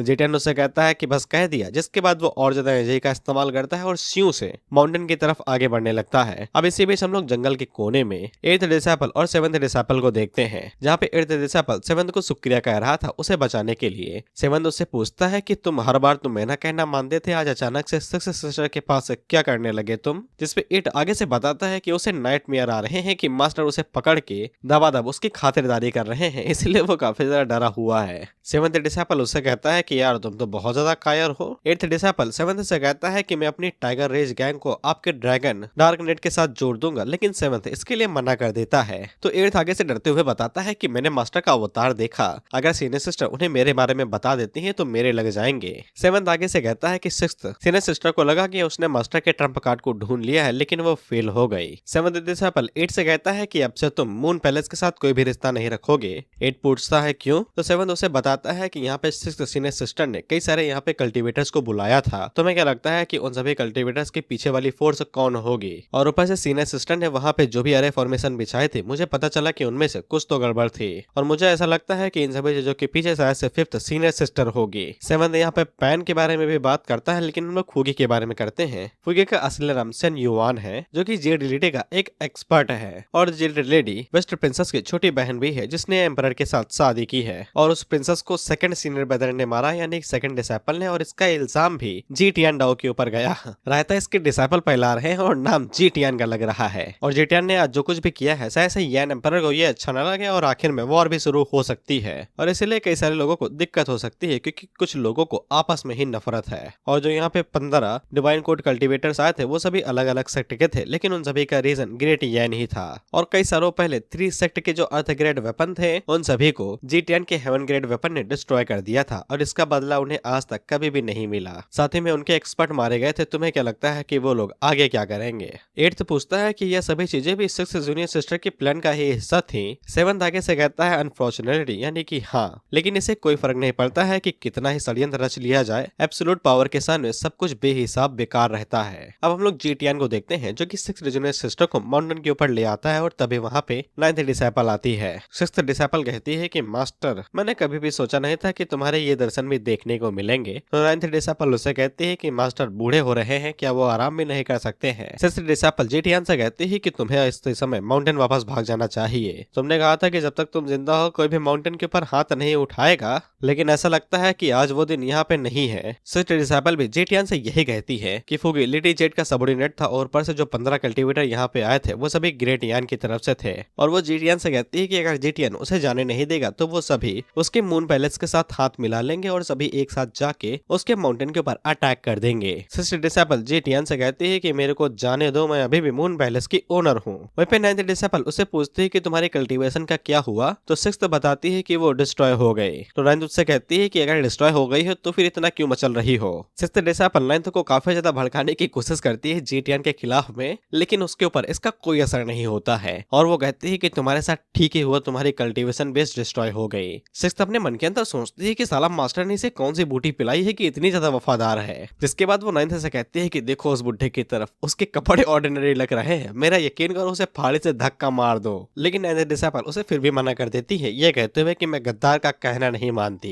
वहीं पे 6th डिसेबल को महसूस हो रहा था कि जी टियान की कल्टीवेशन अब पहले जैसी नहीं है। उसे ऐसा लग रहा था कि ड्रग का असर खत्म हो चुका है। इसके बाद जी टियान वहाँ पे विजार्ड को बुलाता है, तो 6th डिसेबल उसे देख के हैरान हो जाती है कि ये तो लेजेंडरी माउंट है, और इसने कब अपना माउंट चेंज कर लिया विजार्ड से। अब इसके बाद वो लोग विजार्ड के ऊपर बैठते हैं और अपना काम शुरू कर देते हैं। अब इसके बाद अगला सीन जी टियान के माउंटेन का होता है, जहाँ पे ये लोग पूरा माउंटेन छान मारते हैं, लेकिन इन्हें कहीं भी कुछ भी नहीं मिलता है, न ही जी टियान न ही बाकी डिसेबल्स। इसके बाद अगला सीन इविल स्काई पवेलियन का होता है, जहाँ पे हम लोग राइटियस सेक्ट के एल्डर फैंग जिनसैन को देखते हैं, जो कि 3rd डिसेबल से कहता है कि अगर तुम मुझे बता देते हो कि तुम्हारा मास्टर कहाँ पे है तो फिर मैं तुम्हारी जिंदगी बख्श दूंगा। लेकिन 3rd डिसेबल उससे कहता है कि तुम खुद को राइटियस कल्टीवेटर कहते हो, लेकिन इसके बावजूद मेरे हालातों का फायदा उठाया और मुझे पकड़ लिया। अगर हिम्मत है तो फिर मुझे आजाद करो, फिर देखते हैं कि कौन है यहाँ पे असली बाहुबली। जिनसेन उससे कहता है बाबू तुम्हारी तबीयत अभी ठीक नहीं है, फिर तुम मेरे साथ फाइट करने के बारे में सोच रहे हो, और रही बात तुम्हारे मास्टर की, वो तो एक चूहे की तरह बिल में छुपा हुआ है। देखो मैं तुम्हारे माउंटेन के ऊपर आ गया और आराम से बैठा हूँ। 3rd डिसेबल उसकी बेइज्जती कर देता है, तो जिनसन उसके ऊपर अटैक कर देता है, लेकिन 3rd डिसेबल अपनी जंजीरों की मदद से उस अटैक को ब्लॉक कर लेता है। जंजीरें भी स्पेशल होंगी, किसी स्पेशल धातु से बनी होंगी। जिनसन उससे कहता है काहे फालतू लड़ाई कर रहे हो, तुम बिना मालिक के कुत्ते के समान हो इस टाइम पे। मुझे बता दो तुम्हारा मास्टर और तुम्हारा 4th ब्रदर कहाँ पे है, नहीं तो इस नए साल की शुरुआत तुम्हारी मौत से होगी। लेकिन थर्ड डिसेबल अभी भी अकड़ुक तरह कहता है कि हिम्मत है तो फिर फाइट कर लो ना। जिनसन थर्ड डिसेबल को मारना चाहता था लेकिन वो कर नहीं सकता था, क्योंकि इन्हें सिर्फ यहाँ पे यही परमिशन मिली थी कि इन्हें पवेलियन के ऊपर कब्जा करना है और जीटीएन को मारना है, बाकी वो किसी भी डिसेबल को नहीं मार सकता था। लेकिन जिनसन उसे कहता है कि ज्यादा खुश ना हो इस बात को जान के कि मैं तुम्हें मार नहीं सकता हूँ, मैं तुम्हें जेल के अंदर डाल दूंगा और तुम भूल ही जाओ कि तुम्हें कभी दोबारा उजाला देखने को मिलेगा। जिसके बाद वहाँ पे जीफेंग आता है तो जिनसन उससे पूछता है कि तुम्हें फोर्थ डिसेबल के बारे में पता चला, लेकिन जिनफेंग आगे से कहता है कि उसे घंटा कुछ नहीं पता चला, उसने पूरा माउंटेन खंगाल डाला। जिनसन उसे कहता है कि मैंने और तुमने दोनों अपनी आंखों से देखा था कि वो काफी ज्यादा घायल था, इन हालातों में वो कभी भी माउंटेन से भाग नहीं निकलेगा। जीफेंग भी आगे से कहता है कि उसे भी यही यकीन है। जिनसन यहाँ पे जीफेंग की बेइज्जती करने वाला था, ये कहते हुए कि यहाँ पे जीटीएन ने तुम्हारे मास्टर को मार दिया था, जिसके बाद तुम हमारे सेक्टर के अंदर आ गए। और वो जीफेंग से कहता है कि मैं चाहता हूँ कि तुम इसे टॉर्चर करो और इससे इंट्रोगेट करो। लेकिन जीफेंग इससे काफी ज्यादा हैरान होता है तो जिनसन उसकी बेइज्जती करते हुए कहता है कि इसमें कोई शक नहीं है कि एमिली शॉर्ट सेक्टर अब तुम्हें और ज्यादा नहीं चाहता है, तुम बस एक कुत्ते हो जिसने अपने मालिक को खो दिया है। पता नहीं लीडर को तुम्हें ऐसा क्या देखा कि उन्होंने तुम्हारे हमारे सेक्टर का लीडर बना दिया। इसके बाद वो जीफेंग को साइड में फेंकता है और सीधा थर्ड डिसेबल के ऊपर किक मार देता है। थर्ड डिसेबल दोबारा डॉज करता है और खिसकते हुए गलियारे में चला आता है। जिनसन उससे कहता है कि तुम्हें अभी भी दम बाकी है। तभी हम देखते हैं कि विजार्ड वहां पे आ जाता है तो बाहर की तरफ जो भी कल्टीवेटर थे वो विजार्ड को देख के कहते हैं कि ये तो लेजेंडरी माउंट है, ऐसा लगता है कोई रोटियस एक्सपर्ट हमें यहाँ पे सपोर्ट करने के लिए आ रहा है, ये सपोर्ट नहीं डिस्ट्रॉय करने के लिए आ रहा है। जिसके बाद जेटीएन वहां पे माइक्रोफोन निकालता है और एग्जैक्ट यही वर्ड्स बोलता है, जल्दी वहां से हटो, यही शब्द बोलता है लेकिन थोड़ी सी रिस्पेक्ट के साथ में। किसने हिम्मत दी तुम्हें मेरे माउंटेन के अंदर घुसने की, भागो यहाँ से। ये सभी अपनी ठुड्डी सुझाते हुए कहते हैं कि आवाज के हिसाब से ये तो किसी बुढ़े की आवाज लगती है, ऐसा लगता है कि माउंट का ओरिजिनल ओनर थोड़ा सा बुढ़ा है, लेकिन इसका ऑरा इतना कमजोर क्यों है। लेकिन थर्ड डिसेबल जीटीएन की आवाज को पहचान लेता है और कहता है वेलकम बैक मास्टर। जिससे इन सभी की फटती है और ये सभी चिल्लाते हुए कहते हैं कि ये वो बूढ़ा डीमन है। लेकिन ये सभी आगे से कहते हैं कि पैनिक ना करो, हमें गुप्त सूत्रों से पता चला है कि बुढ़ा ड्रग का इस्तेमाल करता है अपनी स्ट्रेंथ को बढ़ाने के लिए, लेकिन एक बार के बाद में उस ड्रग का असर खत्म हो जाता है और बुढ़ा बिल्कुल कमजोर हो जाएगा। अगर हम एक साथ जुट जाए तो किसी को भी मार सकते हैं। वह पे जीटीएन पीछे मुड़ के सिक्स्थ डिसेबल की तरफ देखता है तो ये बहुत ज्यादा जोरों से हंसना तो चाहती थी, लेकिन दर्द की वजह से सिर्फ मुस्कुरा पा रही थी। डार्टियन डिस्ट्रॉय होने के बाद भाई दर्द होता है और ये बेहोश हो सकती थी, लेकिन इसके मन के अंदर अभी तक चुल मची हुई है जीटीएन को परेशान होता हुआ देखने के लिए, इसीलिए अभी तक बेहोश नहीं हुए। जीटीएन के पास यहाँ पे दो ऑप्शन है, पहला कि वो पीक फॉर्म कार्ड का इस्तेमाल करे और जलवा मचा दे, और दूसरा कि वो यहाँ से भागने के लिए जितने भी डिसेबल है मरे साले। जीटीएन की दोनों पर्सनैलिटी चंगू और मंगू, अच्छे और बुरे, दोनों एक साथ हाथ मिलाते हैं और कहते हैं भागो बहन, मरने तो जो मर रहा है। सिक्स्थ डिसेबल जीटीएन से कहती है कि मुझे जाने दो, तुम्हारे पास कोई भी ट्रम्प कार्ड नहीं बचा है। जीटीएन उससे कहता है सपनों में। जिसके बाद वो आई ऑफ ट्रुथ का इस्तेमाल करता है और जीफेंग की तरफ देखता है तो उसकी लॉयल्टी 15% तक बढ़ चुकी थी। जीटीएन कहता है कि इसने जब सॉफ्ट छोड़ा था तब ये 5% थी, लेकिन अब बढ़ गई है। वाओ। वहीं पे जिनसन जीटीएन से कहता है कि मैंने तुम्हारे दोनों डिसेबल्स को पकड़ लिया है, एक तो भाग निकला है लेकिन काफी ज्यादा घायल है, जल्दी से नीचे आओ और अपनी मौत का सामना करो। वहीं पे बाकी जितने भी डिसेबल थे वो सभी भी आगे से चिल्लाते हुए कहते हैं आओ नीचे आओ, सामना करो अपनी मौत का। जीटीएन सोच ही रहा था कि उसे यहाँ पे कार्ड का इस्तेमाल करना पड़ेगा, लेकिन उससे पहले ही जीफेंग एक अनएक्सपेक्टेड मूव चलता है और वो जिनसन के ऊपर तलवार से अटैक कर देता है। हालांकि इसका कोई फायदा नहीं होता है क्योंकि शील्ड उसके अटैक को ब्लॉक कर लेती है। लेकिन जिनसन उससे पूछता है कि तुमने ये क्यों किया बालक। जीफेंग उससे कहता है कि तुमने मेरे अटैक को ब्लॉक कर लिया, मुझे पता नहीं था। जिनसन उससे कहता है क्या तुम्हें बताया नहीं कि जिन भी कल्टीवेटर्स के पास हेवन ग्रेड का वेपन होता है उनके बीच में बहुत बड़ा गैप होता है, और तुम्हें ऐसा क्यों लगा कि मास्टर मुझे यहाँ पे खाली हाथ भेज देंगे बिना किसी वेपन के। और फिर नाइन्थ डिसेबल जीटीएन से कहती है कि उनके हाथों में वेपन देख के मुझे गुस्सा आ रहा है, 2 कोड़े के कल्टीवेटर नहीं है और इतना भारी भरकम वेपन ले हैं। लेकिन जीटीएन आगे से कहता है कि वो तो सील्ड ऑफ ड्रैगन हार्ट है, मुझे नहीं लगता है कि वो एक हेवन ग्रेड का ट्रेजर भी है। जिस पे जिनसन एक काफी कमाल का जोक मारता है जीटीएन से ये कहते हुए कि तुम्हें पता है मेरी सील्ड ऑफ ड्रैगन हार्ट के बारे में। पीछे से नाइन्थ डिसेबल कहते हैं कि तुम चड्डी में हक दिया करते थे तब मेरे मास्टर दुनिया में घूम के ट्रेजर हंटिंग करते होंगे, और ये बात 100% सत्य है। जीटीएन लोगों से कहता है कि मैं तुम्हें एक मौका देता हूँ, अपने सभी हथियार यहाँ पे डाल दो और जो भी तुमने यहाँ पे नुकसान किया है उसे ठीक करो, और उसके बाद 3 सालों के लिए मेरे साथ यहाँ पे बैठ के काम करो, तो फिर मैं तुम लोगों को जाने दूंगा। जिस पे जिनसन हंसते हुए कहता है कमाल का जोक मारे हो दादा, पेट पिरा रहा है। एक बूढ़ा विलन जिसने यहाँ पे इविल पाप करना छोड़ दिए हैं, अब वो अच्छा बन चुका है, लोगों को मारने की जगह पे उन्हें जीने का मौका दे रहा है। जीटीएन लोगों से कहता है कि मैंने तुम्हें मौका दिया, ऐसा लगता है कि तुम्हें नहीं चाहिए, अब तुम यहाँ पे जिंदगी भर के लिए रहोगे। जिसके बाद वो विजार्ड से छलांग लगा देता है एकदम बूढ़े से अवतार में, लेकिन बीच में ही ट्रांसफॉर्म होके बाहुबली बन जाता है। जिसके बाद वो अपनी धर्मा बॉडी को रिलीज करता है तो वो सभी घबरा जाते हैं। 60 डिसेबल जो कि यहाँ पे जेटियान को तड़पते हुए देखना चाहती थी, वो धर्मा बॉडी को देख के बेहोशी हो जाती है, क्योंकि अब जागने का कोई फायदा है तो नहीं, जो देखने के लिए आए थे वो देखने को ही नहीं मिलेगा। और ऊपर से जो कल्टीवेटर अभी चिल्ला चिल्ला के कह रहे थे कि नीचे आओ, ये सभी एक आवाज में कहते हैं वहीं पे इन दोनों की लॉयलिटी 5-5% से बढ़ जाती है। जेटियन बताता है कि वो यहाँ पे कुछ भी कांड वांड नहीं करने वाला था, लेकिन उसने कार्ड का इस्तेमाल कर लिया 2 रीजन की वजह से। पहला तो उसे यहाँ पे डिसेपल्स को बचाना है, और दूसरा वो दुनिया को दिखाना चाहता है कि कोई भी माउंटेन के ऊपर दोबारा आग उठा के देखना भी नहीं जो पीटूंगा अगले 100 जन्मों तक मार याद रहेगी। जेटियन नीचे लैंड होता है और वो थर्ड डिसेपल से कहता है कि सुनो मेरी बात, डिवाइन टेक्निक का आखिरी हिस्सा शॉर्ट टेक्निक और स्पेयर टेक्निक्स को मिला के होता है। मैं तुम्हारे सामने उसका प्रदर्शन करने वाला हूँ, लेकिन सिर्फ और सिर्फ एक बार, इसलिए अच्छे से देखना। थर्ड डिसेपल इससे काफी ज्यादा खुश हो जाता है कि उसे यहाँ पे डिवाइन वन टेक्निक का फाइनल पार्ट देखने को मिलेगा, वो भी पर्सनली जेटियन के हाथों से। जेटियन ने काफी टाइम पहले ही थर्ड डिसेपल को ये टेक्निक दे दी थी, लेकिन वो आखिरी पार्ट को समझ नहीं पाया था, जिसके बाद उसके पास हिम्मत ही नहीं थी कि वो जेटियन डाउ से दोबारा इस बारे में पूछे। इसीलिए वो खुद से स्टडी करता रहा, लेकिन इसका कोई फायदा नहीं था। उसे रिजल्ट नहीं मिल रहे थे और उसकी प्रोग्रेस काफी ज्यादा धीरे हो गई। लेकिन जेटियन अब उसे यहाँ पे फाइनल पार्ट के बारे में बताने वाला है। जेटियन उसे कहता है कि अपनी फिंगर्स के अंदर एनर्जी को कंडेंस करो और उसे शॉर्ट के अंदर बदल दो। जिसके बाद इन परफेक्ट डिवाइन इंटरवेंशन की तरह इस्तेमाल करो और सामने की तरफ तीर की तरह छोड़ दो। हम देखते हैं कि एनर्जी की शॉट सीधा जाके जिनसन से टकराती है और वो अपनी ड्रैगन हार्ट शील्ड के साथ उसे ब्लॉक करने की कोशिश करता है। और जब जेटियन वहाँ पे अटैक को रोकता है तो हम लोग देखते हैं कि जिनसन के पास सिर्फ लुंगी ही बची थी, बाकी सब कुछ चला गया था शील्ड के साथ में। फिर जेटियन वहाँ पे और टेक्निक के बारे में बताता है कि अपने पाम का इस्तेमाल करो बेस की तरह और दोबारा अपनी एनर्जी को कंडेंस करो। जिसके बाद वो कंडेंस एनर्जी एक स्पीयर के अंदर बदल जाती है और यही डिवाइन वन टेक्निक का रिजल्ट है, जब उसे स्पीयर के अंदर बना दिया जाता है। इसके बाद जेटियन स्पीयर का इस्तेमाल करता है और सामने की तरफ अटैक करता है। ये सभी कल्टीवेटर आगे से कहते हैं कि भागो रे, यहाँ पे क्या कर रहे हो, वो अल्टीमेट टेक्निक है, जिंदा रहना है तो भागो अपनी जान बचाने के लिए। लेकिन जेटियन आगे से 1000 वेव्स का इस्तेमाल करता है तो सामने की तरफ 1000 हजारों लकीरें जाती हैं, जो कि सीधा जिनसन के सीने के अंदर घुसती हैं और उसकी बॉडी के अंदर छोटे छोटे छेद कर देती हैं। आसपास के जो भी कल्टीवेटर थे वो भी इसकी चपेट में आ जाते हैं। जीवन अपने मन के अंदर सोचता है कि पता नहीं यहाँ पे जेटियन ने सिर्फ जिनसन के ऊपर अटैक किया था या फिर पूरे ग्रुप के ऊपर, लेकिन इस बारे में किसी को कुछ नहीं पता चला कि जिनसन जिंदा है या नहीं। यहाँ तक कि उसकी पूरी बॉडी ही वहाँ पे नहीं मिली और इस बारे में भी किसी को नहीं पता है कि जेटियन ने यहाँ पे अटैक अपने डिसेबल को सिखाने के लिए किया था या फिर गुस्सा निकालने के लिए। हालांकि जेटियन के पास यहाँ पे सिर्फ 3 ही मिनट बच चुके थे, तो वो थर्ड डिसेबल से पूछता है कि तुम्हें अच्छे से समझ में आया। थर्ड डिसेबल आगे से कहता है कि हाँ, बहुत अच्छे से। इसके बाद जेटियन उड़ते हुए ऊपर जाता है और ताकि वो शील्ड को रिकवर कर सके। वहीं हम लोग कुछ बचे खुचे कल्टीवेटर्स को देखते हैं जो कि वहां से भागने की कोशिश कर रहे थे, ये कहते हुए कि अगर जीत नहीं सकते हो तो फिर भागो, यही है लड़ाई का असली नियम। जेटियन अपने हाथ को आगे बढ़ाता है शील्ड को रिकवर करने के लिए और वो उन सभी कल्टीवेटर से कहता है कि मैंने कहा था कि भाग नहीं पाओगे, जिंदगी भर यहाँ रहोगे तो फिर रहोगे।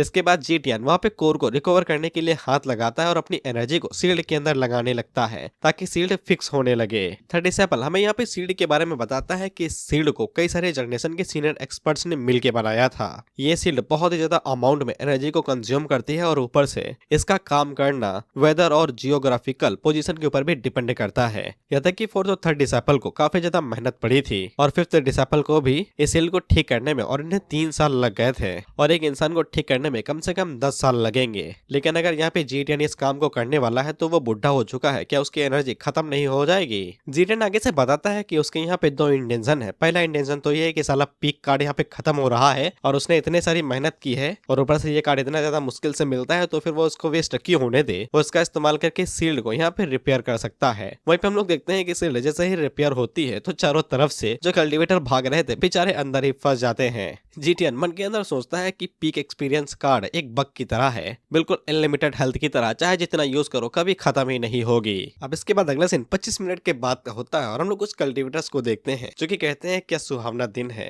वहीं पे कुछ राइट सेट के लोग भी आ रहे थे, तो वो उनसे कहते हैं ब्रदर्स यहाँ पे आओ, हमारे साथ इंतजार करो मरने का। आज का ये सुहावना दिन मरने के लिए सबसे बेहतरीन दिन है। इन्होंने अपने फेट को एक्सेप्ट कर लिया है। अब इसके बाद जेटियन नीचे आता है और नाइन्थ डिसेबल से कहता है जाओ और जाके मार दो उन्हें मुक्ति दो। नाइन्थ डिसेबल उड़ते हुए जाती है और उन सभी को मार देती है और इनकी बातें सुनो, उप्स मैं मर गया। मेरे साथ मैं भी। फिर जेटियान नीचे आता है तो फिर उसे पता चलता है कि थर्ड डिसाइपल की लॉयल्टी 80 से ऊपर पहुंच चुकी है, तो फिर उसे थोड़े बहुत रिवॉर्ड मिल जाते हैं। जेटियान उसे फोर्थ के बारे में पूछता है। थर्ड आगे से बताता है कि उसे बस इतना ही पता है कि फोर्थ ने यहाँ पे कई सारे कल्टिवेटर्स के साथ एक साथ फाइट की थी, जिनसेन के साथ भी, लेकिन नंबर ज्यादा होने की वजह से वो हारा गया और घायल हो जाने के बाद वो वहां से भाग निकला। और थर्ड डिसाइपल को भी नहीं पता है कि इतने समय वो कहाँ पे है। तब उसकी नजर सिक्स्थ जूनियर सिस्टर के ऊपर पड़ती है तो वो अपने मन के अंदर सोचता है कि इसकी कल्टीवेशन जा चुकी है, इसका अर्थ ग्रेड का वेपन भी जा चुका है और ऊपर से ये बहुत ज्यादा बुरी तरीके से घायल है। वहीं हम लोग जीफेंग को देखते हैं जो कि जेटियान से रिक्वेस्ट करता है माउंटेन को ज्वाइन करने के लिए। जेटियान उससे कहता है हाँ ज्वाइन कर लो भाई, जाओ जाके मदद करो तो नाइन्थ डिसाइपल के जो भी बचे उन्हें मार दो। तो जीफेंग आगे से छुरी और कांटा निकाल लेता है, ये कहते हुए ठीक है। इसके बाद वो भी जाता है और जो बच्चे गुजरे थे उनको भी मार देता है। वो लोग उससे कहते हैं कि तू तो हमारी साइड पे था ना, अचानक से क्यों मारने पे उतारा है। जीफेंग आगे से कहता है बिजनेस। फिर हम लोग जेटियान को देखते हैं और इसका इफेक्ट खत्म हो चुका था और ये अपने मन के अंदर सोचता है रहा कि अब इसके पास जितने भी ट्रम्प कार्ड थे वो सभी खत्म हो चुके हैं, अब इसे कोई दूसरे ट्रम्प कार्ड यहाँ पे निकालने पड़ेंगे।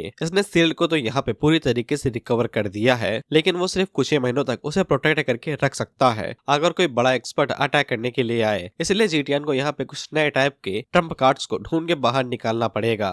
इसके बाद जेटियान कुछ टेक्निक्स के पास जाता है जो इसका स्पेशल चेम्बर है। यहाँ पे कई सारे टेक्निक रखी हुई है, लेकिन जेटियान को कोई भी अंदाजा नहीं है कि इनका इस्तेमाल कैसे करना है और इन्हें सिखाना कैसे है। जिसके बाद हम लोग सिक्स्थ डिसाइपल को देखते हैं और ये भाग के कोने में आ गई थी, तो फिर इसे यहाँ पे सभी जगह दिखाई देने लगती है कि जब ये पहली बार माउंटेन को ज्वाइन करने के लिए आई थी तब इसकी मुलाकात जेटियान से हुई थी वगैरह वगैरह। और उसी टाइम में वहाँ पे फोर्थ डिसाइपल भी आ जाता है जो कि सिक्स्थ जूनियर सिस्टर से कहता है कि तुम यहाँ पे क्या कर रही हो। हालांकि फोर्थ डिसाइपल काफी ज्यादा घायल होता है, इसलिए वो चुपचाप पेड़ के सहारे ही बैठ जाता है। सिक्स्थ डिसाइपल अपने मन के अंदर सोचती है फोर्थ ब्रदर जिसे पूरी दुनिया डरती थी उसके ये हालात हो चुके हैं कि छोटे मोटे मक्खियां भी इसे बुली कर रही हैं। और वो उससे कहती है मैंने सोचा नहीं था कि मैं तुम्हें इस तरीके से देखूंगी। फोर्थ उससे कहता है कि देखो मैं बस थका हुआ हूँ, बस मुझे आराम करने दो। ये फोर्थ को भी भड़काने की कोशिश करती है, ये कहते हुए कि देखो उस ओल्ड बूढ़े ने हमें यहाँ पे मरने के लिए छोड़ दिया है, लेकिन तुम अभी भी उसके लिए काम करने को राजी हो। फोर्थ उससे कहता है कि तुम नहीं समझोगी, मैं तुम्हारी तरह नहीं हूँ, मैं अभी भी मास्टर को बहुत ज्यादा रिस्पेक्ट देता हूँ। इसके बाद ये अपनी टेक्निक का इस्तेमाल करता है तो फिर वहाँ पे कई सारे पौधे आने लगते हैं जिनके अंदर से एनर्जी निकल रही थी।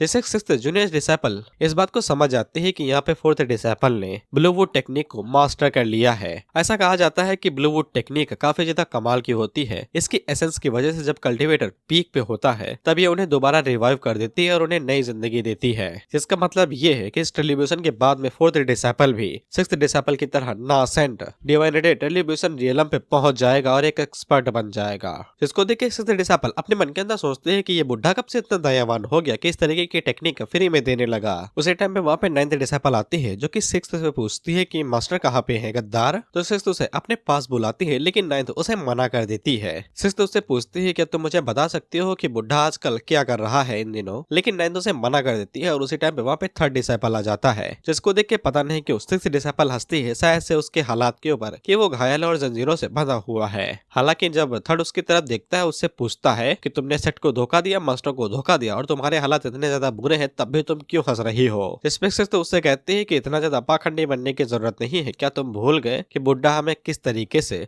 ट्रीट किया करता था। खुद को देखो किस तरीके से जंजीरों में बंधे हुए हो। जब वो बुढ़ा मरने वाला होगा तब मैं ये जरूर देखना चाहूंगी कि तुम जिस तरीके से अभी सत्यवादी बने हुए हो वैसे ही बने रहना। थर्ड डिसाइपल उसे कहता है मुंह बंद रखो। जिसके बाद वो नाइन्थ से कहता है कि मास्टर यहाँ पे नहीं है, मैं चाहता हूँ कि मेरी जगह पे तुम उसके मुंह के ऊपर एक कंटाप मारो। नाइन्थ डिसाइपल इसके लिए मान जाती है और वो भागते हुए सिक्स्थ डिसाइपल के पास जाती है और उसके गाल के ऊपर हल्का सा हाथ छुआ के वापस चली आती है। थर्ड डिसाइपल उसे कहता है कि इस चमाटे के साथ याद रखना कि ये वही जगह है जहाँ पे तुमने सब कुछ सीखा है, वो भी मास्टर से। इसलिए अगली बार से कोई भी यहाँ पे बदतमीजी न करना, नहीं तो कोई नहीं दया दिखाई जाएगी। साथ ही में वो साउंड वेव्स का इस्तेमाल कर रहा था जिससे सिक्स्थ डिसाइपल के ऊपर बहुत ज्यादा असर पड़ता है और वो घायल हो जाती है। और थर्ड डिसाइपल अपने मन के अंदर सोचता है कि इसने अपनी सारी कल्टीवेशन खो दी है, ये साउंड वेव के खिलाफ भी खड़ी नहीं हो पा रही, तो फिर इसे कम से कम थोड़ा सही से बिहेव करना चाहिए। नाइन्थ डिसाइपल थर्ड डिसाइपल से कहती है कि मैं मदद करूँ इस जंजीरों को हटाने में, लेकिन थर्ड डिसाइपल मना कर देता है, ये कहते हुए कि ये चेन्स कोर आयरन से बनी हुई हैं, जो 1000 साल से भी ज्यादा पुरानी होंगी, और इनको सिर्फ फर्स्ट बेदर का जेप्सर सेबर और सेकंड डिसेपल की लॉन्गेविटी सॉडी इसे काट सकती है। उसी टाइम हम लोग जीफेंग को देखते हैं, जो कि दुम दबाते हुए वहां से जा रहा था, लेकिन नाइदो उसे रोक लेती है। तो ये पीछे मुड़ के उन्हें सीनियर कहते ग्रीटिंग्स देता है। नाइदो से पूछते हैं कि तुम राइटियस सेक्ट के बंदे हो ना, तो फिर तुम्हारे अंदर क्यों चुल मच रही है हमारे माउंटेन को ज्वाइन करने की? तुम्हें लगता है कि दुनिया तुम पे हंसेगी? इस पे जीफेंग आगे से कहता है कि अगर उसे इस बात का डर होता तो फिर वो यहाँ पे होता ही नहीं, और ये आगे से कहता है कि अगर मुझे इस बात का डर होता तो फिर मैं यहाँ पे आता ही नहीं। मैंने इस बारे में काफी ज्यादा सोच लिया और मेरा फैसला एकदम कड़क है। जिसपे डिसेबल उसके ऊपर हंसते हुए कहती है कि तुम्हें लगता है कि एकदम फैसला कड़क है तुम्हारा? कई सारे लोग इस जगह से एकदम दूर रहना चाहते हैं, लेकिन इसके बावजूद तुमने ज्वाइन करने के बारे में सोचा। ऐसा लगता है कि तुम खुद को मारने के लिए बहुत ही ज्यादा बेसब्र हो। जिसमें जीफेंग आगे से कहता है कि जेटियन ने इसे काइंडनेस दिखाई और इसके ऊपर भरोसा किया है। तो नाइन्थ डिसेबल आगे से हंसते हुए कहते हैं काइंडनेस बढ़िया मजाक था, स्टैंड अप कॉमेडी क्यों नहीं करते हो? अब हम लोग जेटियन को देखते हैं। अब इसके पास पॉइंट तो काफी ज्यादा थे, लेकिन इसके बावजूद इसके पास ऑप्शन कम थे। वेपन ये खरीद नहीं सकता था क्योंकि वो यूजलेस थे बिना पावरफुल बेस के साथ में। रही बात कार्ड्स की, तो फिर कार्ड्स काफी ज्यादा महंगे थे। एक रिवल्सर कार्ड था जिसकी मदद से ये जवान हो सकता है, लाइफ स्वयं बढ़ा सकता है। दूसरा क्रिटिकल ब्लॉक कार्ड था जो हर तरीके के एक्सपेंसिव अटैक्स को रोक सकता था, लेकिन ये सभी इसके ट्रम्प कार्ड नहीं बन सकते हैं। यहाँ पे एक और कार्ड था जिसका नाम इम्पेकेबल था। इस कार्ड का असर ये था कि ये 10 सेकंड के लिए किसी भी डैमेज की इम्यूनिटी दे सकता था, यानी कि 10 सेकंड के लिए अमर हो, कोई भी चीज तुम्हें मार नहीं सकती है। कार्ड बुरा नहीं है, लेकिन इसका टाइम शॉट बहुत कम है। दूसरा था डेडली स्ट्राइक कार्ड, जो एक अनस्पीकेबल पावर प्रोवाइड करता था टारगेट के ऊपर एक हैवी ब्लो मारने के लिए। ये भी 500 पॉइंट का था और ऊपर वाला भी 500 पॉइंट का था। और क्योंकि जेटियन पहले बहुत बड़ा गेमर हुआ करता था, तो फिर उसे अच्छे से पता है कि अगर वो डेडली स्ट्राइक कैट एबिलिटी का इस्तेमाल करता है तो फिर चांसेस बहुत ज्यादा कम है कि वो मरेगा ही मरेगा।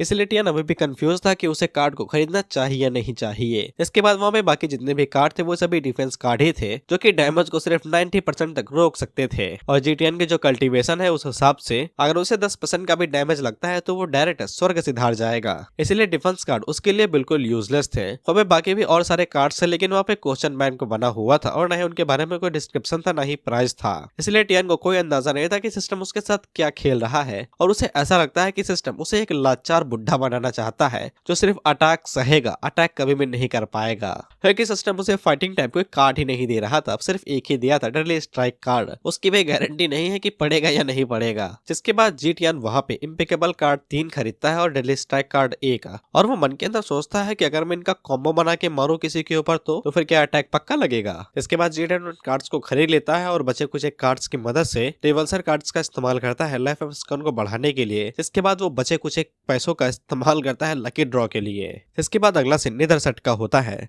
जो कि फर्स्ट डिसेपल का सेक्ट है। जब फर्स्ट डिसेपल का चेला उसे बताता है कि उनके ऊपर अटैक तो हुआ था, लेकिन कोई भी उनका कुछ उखाड़ नहीं पाया। और रही बात माउंटेन के ऊपर अटैक होने वाले की, जो भी रेड सेक्ट के बंदे वहाँ पे गए थे उनमें से कोई भी जिंदा वापस नहीं आया। फर्स्ट डिसेपल आगे से कहता है ठीक है। जिसके बाद ये चेला आगे से ये बताता है कि मून पैलेस के ऊपर शायद से अटैक हो सकता है। उनके लीडर की वजह से कई सारे रेड सेक्ट के लोगों की जाने गई है और वो खुद भी पकड़ी गई है। इसलिए यून सेक्ट, टियान सेक्ट, लू सेक्ट ये सभी एक साथ मिलकर मून पैलेस के ऊपर अटैक कर सकते हैं। वो आपकी छोटी बहन है, क्या हम मदद करने के बारे में सोचे? जिसपे फर्स्ट डिसेपल आगे से कहता है कि वो उसी के लायक है, हम कुछ भी नहीं करेंगे। चेला समझ जाता है ये वाली बात, लेकिन वो एक और चीज कहना चाहता था। फर्स्ट डिसेपल उससे कहता है बको भाई। तो चेला आगे से बताता है कि उन लोगों ने जो स्पाई इंपीरियल हाउस होल्ड के अंदर फंसाया था, उसे ये पता चला है कि लेडी जेड जिनटियन माउंटेन को डिस्ट्रॉय करना चाहती है। यहाँ तक कि उसने एम्परर को इस बात के लिए मनाने की कोशिश भी की कि वो अपनी आर्मी को मोबिलाइज करे, लेकिन एम्परर ने उसकी बात नहीं मानी और उसे सजा दी चेम्बर के अंदर 3 महीने रहने के लिए। फर्स्ट डिसेपल आगे से कहता है ग्रेडियन हमेशा से वॉर के बीच में ही रहा है। इंपीरियल आर्मी हमेशा से ही कैपिटल सिटी को गार्ड करते हुए आई है, उन्हें इतनी आसानी के साथ मोबिलाइज करना नामुमकिन है। इस बार लेडी जेड ने खुद के पैर के ऊपर ही किलहाड़ी मार ली है, लेकिन तुम उसके ऊपर नजर बनाए रखो, वो हम में से नहीं है, वो वेस्टर्न रीजन से आती है। और हाँ एक और चीज, शॉर्ट की नसेड़ी को बता दो कि वो यहाँ से सीधा कैलरेटी सेक्टर चला जाए, वहाँ पे कई सारे एक्सपर्ट है, वो उनसे जाके भिड़ ले। सेकंड डिसेपल शॉर्ट का नसेड़ी है वो।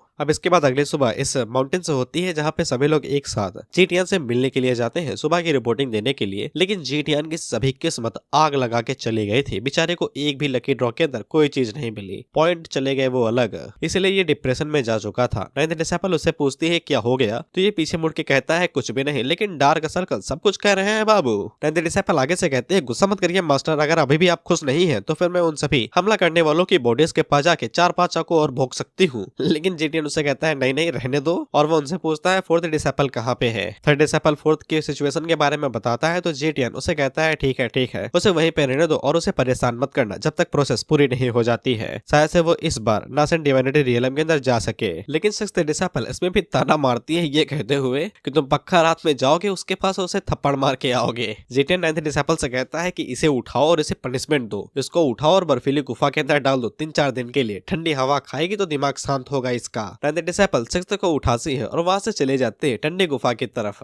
इसके बाद टियान पीछे मुड़ के जीफेंग की तरफ देखता है। जीफेंग जल्दी से आगे से बताता है कि वो उसके सेक्ट को ज्वाइन करना चाहता है एक डिसेबल के तौर पे। जीटेन अपने मन के अंदर यही सोचता है कि वो ट्रैवल करके यहाँ पे आया है तो उसने कभी भी डिसेबल को लेने के बारे में सोचा ही नहीं, और ऊपर से जीटीआन नाउ कभी भी डिसेबल को नहीं लेता, उसने तभी लेना शुरू किया था जब वो पीक स्टेट पे था। और जीटीआन के लिए डिसेबल को लेना अभी के लिए काफी ज्यादा डिफिकल्ट है, इसलिए वो जीटीआन से कहता है कि तुम्हारे पास टैलेंट तो है, लेकिन ये बुरी बात है कि तुमने हेवनली स्वॉर्ड सेक्ट के स्वॉर्ड दाव को सीख लिया है, इसलिए अगर तुम यहाँ पे अगर दूसरी कल्टिवेशन टेक्निक को चूज करते हो तो फिर तुम्हें सिर्फ आधा रिजल्ट ही मिलेगा दुगनी मेहनत पे। और टियान अपने मन के अंदर यही सोचता है कि जीटीआन डाउ को एक डिसेबल की और जरूरत थी आखिरी बचे हुए हिस्से को पूरा करने के लिए, लेकिन अब ये कोई मायने नहीं रखता है। बेसिकली जीटीआन डाउ यहाँ पे जीफेंग को डिसेबल नहीं लेना चाहता था, इसलिए जीफेंग आगे से निराश होने लगता है। लेकिन जीटीआन डाउ उसे एक कल्टिवेशन टेक्निक देता है और उसे कहता है कि ये हेवनली स्वॉर्ड सेक्ट की एशियन वन शॉट टेक्निक है, इसके साथ तुम अपने टैलेंट का इस्तेमाल करोगे तो फिर तुम निराश नहीं होगे। जीफेंग वन शॉट टेक्निक को देख के बिल्कुल हैरान हो जाता है क्योंकि ये टेक्निक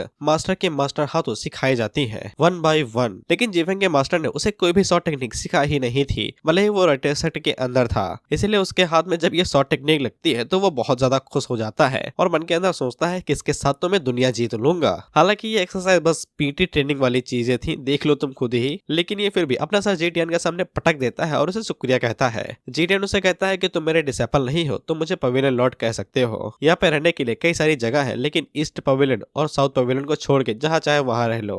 थर्ड डिसेबल यहाँ पे जीटीएन से पूछता है कि वो हेवनली स्वॉर्ड सेक्ट का डिसेबल है, लेकिन जीटीएन उसे कह देता है कि मेरे पास मेरे खुद के ही प्लान है। वहीं पे जीटीएन की नजर चेन्स के ऊपर पड़ती है तो फिर उसे समझ जाता है कि थर्ड डिसेबल यहाँ पे चेन को तोड़वाने के लिए आया है, लेकिन अभी इसका मोड़ नहीं था तो वो यहाँ से चला जाता है। इसलिए थर्ड डिसेबल भी कुछ भी नहीं कहता है और ये भी यहाँ से चला जाता है, ये सोचते हुए कि शायद से मास्टर का मूड ठीक नहीं है। थर्ड डिसेबल का मुंह लटका हुआ था तो नाइन्थ उससे पूछते हैं कि क्या हो गया, क्या मास्टर ने तुमसे कुछ कहा। थर्ड डिसेबल आगे से कहता है कि कुछ कहा तो है, शायद से उनका दिमाग ठीक नहीं है, वो थोड़ा सा चक्कर खा रहे हैं। नाइन्थ कहती है हो सकता है विजार्ड के ऊपर घूमने की वजह से ऐसा हो रहा हो, लेकिन हम लोग यहाँ पे थिएटर के साथ कैसे निपटेंगे। थर्ड डिसेबल आगे से कहता है कि फोर्थ को बाहर निकलने दो, वो हमसे ज्यादा चालाक है, शायद से वही कोई तरीका ढूंढ निकालेगा। नाइन्थ फिर भी थर्ड डिसेबल से पूछती है कि उसकी सारी कल्टीवेशन जा चुकी है, लेकिन इसके बावजूद वो मास्टर को क्यों मारना चाहती है, जिसपे थर्ड डिसेबल बस आगे से इतना ही कहता है कि सिक्स्थ जूनियर सिस्टर काफी ज्यादा अनलकी गर्ल है। नाइन्थ ये वाली बात सुनते हैं और आगे से कहते हैं कि मैं भी तो अनलकी हूँ, लेकिन जब जीटीएन जाने की बात करता है तो वो मुस्कुराते हुए कहते हैं कि आराम से जाना। फिर हम लोग दोबारा जीटीएन को देखते हैं जो कि लकी ड्रॉ इस्तेमाल कर रहा था और दोबारा इसके हाथों कुछ भी नहीं लगता है, बस लक पॉइंट 60 हो जाते हैं। इसके बाद जीटीएन वहाँ पे हेवनली रिटन बुक बाहर निकालता है और चश्मा लगा के उसे पढ़ने लगता है। जीटीएन जैसे जैसे इसके कैरेक्टर्स को पढ़ते जाता है तो फिर उसकी कल्टीवेशन बढ़ने लगती है। अब इसके बाद हम लोग थर्ड डिसेबल को देखते हैं जो कि सर्कुलेशन के अंदर चला जाता है ताकि वो अपनी चोटों और कल्टीवेशन को बढ़ा सके। वहीं पे नाइन्थ डिसेबल के पास कुछ भी करने को नहीं था तो ये बोर हो रखी थी तो जमीन पे ही पड़ी हुई थी, लेकिन उसी टाइम पे हम लोग उस रेलिब्यूशन वाले पेड़ को देखते हैं जो कि अचानक से बहुत ही ज्यादा हिलने उलने लगता है और जमीन को तोड़ने लगा था। नाइन्थ डिसेबल उसे देख के काफी ज्यादा हैरान होती है क्योंकि जीटीएन ने बताया था कि टेलीविजन से बाहर निकलने में 7 दिन लगे होंगे, लेकिन ये तो कुछ ही दिनों के अंदर ऐसा हो रहा है। जिसके बाद हम लोग देखते हैं कि वहाँ पे एक तगड़ा धमाका होता है और उस धमाके के अंदर से फोर्थ डिसेबल बाहर निकलता है नंगा, लेकिन अब ये नासेंट डिविनिटी टेलीविजन पे जा चुका था। धमाके की वजह से जीटीएन का सारा फोकस हट जाता है क्योंकि ये यहाँ पे पढ़ाई कर रहा था, तो वो चिल्लाते हुए कहता है कि पढ़ाई करने वाले को रोको टोको ना करो। अब इसके बाद हम लोग नाइन्थ डिसेबल को देखते हैं जो कि नाइन्थ डिसेबल को कांग्रेचुलेट करती है ये कहते हुए कि तुमने नासेंट डिविनिटी टेलीविजन के अंदर ब्रेक थ्रू कर लिया है, बधाई हो।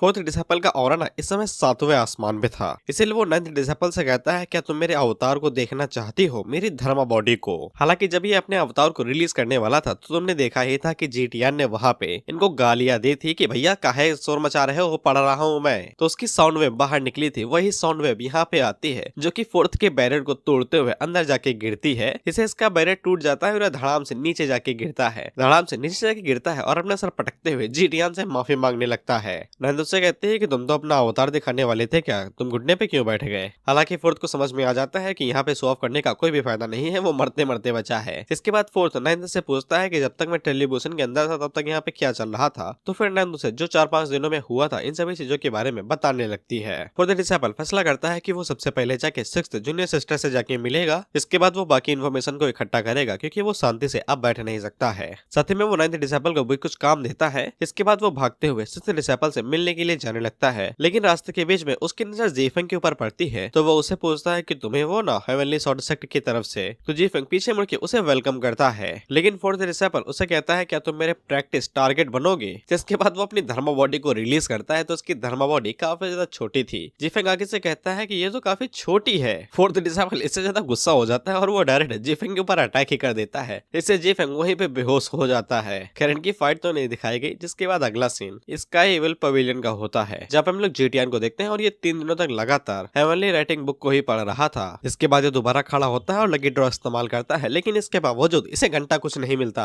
जीटीएन मन के अंदर सोचता है कि लकी ड्रॉ एक स्कैम है, स्कैम ये बहुत ही ज्यादा डेंजरस गेम है, मुझे इसे खेलना छोड़ देना चाहिए। लेकिन तभी उसकी किस्मत चमक जाती है और सिस्टम उसे बताता है कि उसे एक रिवॉर्ड मिला है जो कि एक वेपन है, अननेम्ड वेपन, और साथ में उसे एक माउंट मिला है जिसका नाम है बायन। जीटीएन से खुशी के मारे पगला जाता है और आगे से चिल्लाते हुए कहता है कि ये लकी ड्रॉ तो कमाल की चीज है, वर्थेड है, वर्थेड। जिसके बाद वो नेमलेस वेपन को बाहर निकालता है तो फिर वहाँ पे तगड़ा धमाका होता है, लेकिन ये चीज एक जेली टाइप में थी, एकदम काली काली, जिसको देख के टियान हैरान हो जाता है। सिस्टम उसे बताता है कि ये एक चेंज वेपन है, यानी कि जैसा सोचोगे उस हिसाब से ये वेपन अपनी शेप को चेंज कर लेगा। शॉर्ट सोचोगे तो शॉर्ट बन जाएगा, स्पीयर सोचोगे तो स्पीयर, और जैसे जैसे कल्टीवेशन जीटीएन की बढ़ती जाएगी वैसे वैसे इसकी पावर भी बढ़ती जाएगी। जीटीएन वहाँ पे कई सारे वेपन्स के बारे में सोचता है तो फिर नेमलेस वेपन अपनी शेप को चेंज करके उन सभी वेपन्स के अंदर बदल जाता है। जीटीएन खुशी के मारे पगला जाता है कि उसे एक ऐसा वेपन मिल गया जो शेप को चेंज कर सकता है और साथ ही में एक नया माउंट। जिसके बाद अगला सीन बर्फीली गुफा का होता है और हम लोग सिक्स्थ डिसाइपल को देखते हैं जो बर्फ के अंदर पड़ी हुई थी। उसी टाइम पे वहाँ पे फोर्थ डिसाइपल आता है जो उससे मिलने के लिए आया था और ये उससे भी यही कहता है मेरा धर्मा बॉडी देखोगे आप। सिक्स्थ डिसाइपल उससे कहती है कि अगर तुम्हें बुढ़े ने मारने के लिए भेजा है तो फिर मुझे मार दो, शो ऑफ क्यों कर रहे हो। फोर्थ डिसाइपल अंदर आते हुए कहता है कि मेरा ये मतलब थोड़ी ना था। तो सिक्स्थ आगे से कहती है क्या मुझे टॉर्चर करने के लिए आए हो, जो चाहे मन में आए वो करो। तो फोर्थ उससे कहता है कि अगर मास्टर तुम्हें मारना चाहते तो वो पहले ही मार देते, मुझे यहाँ पे मारने के लिए ना भेजते।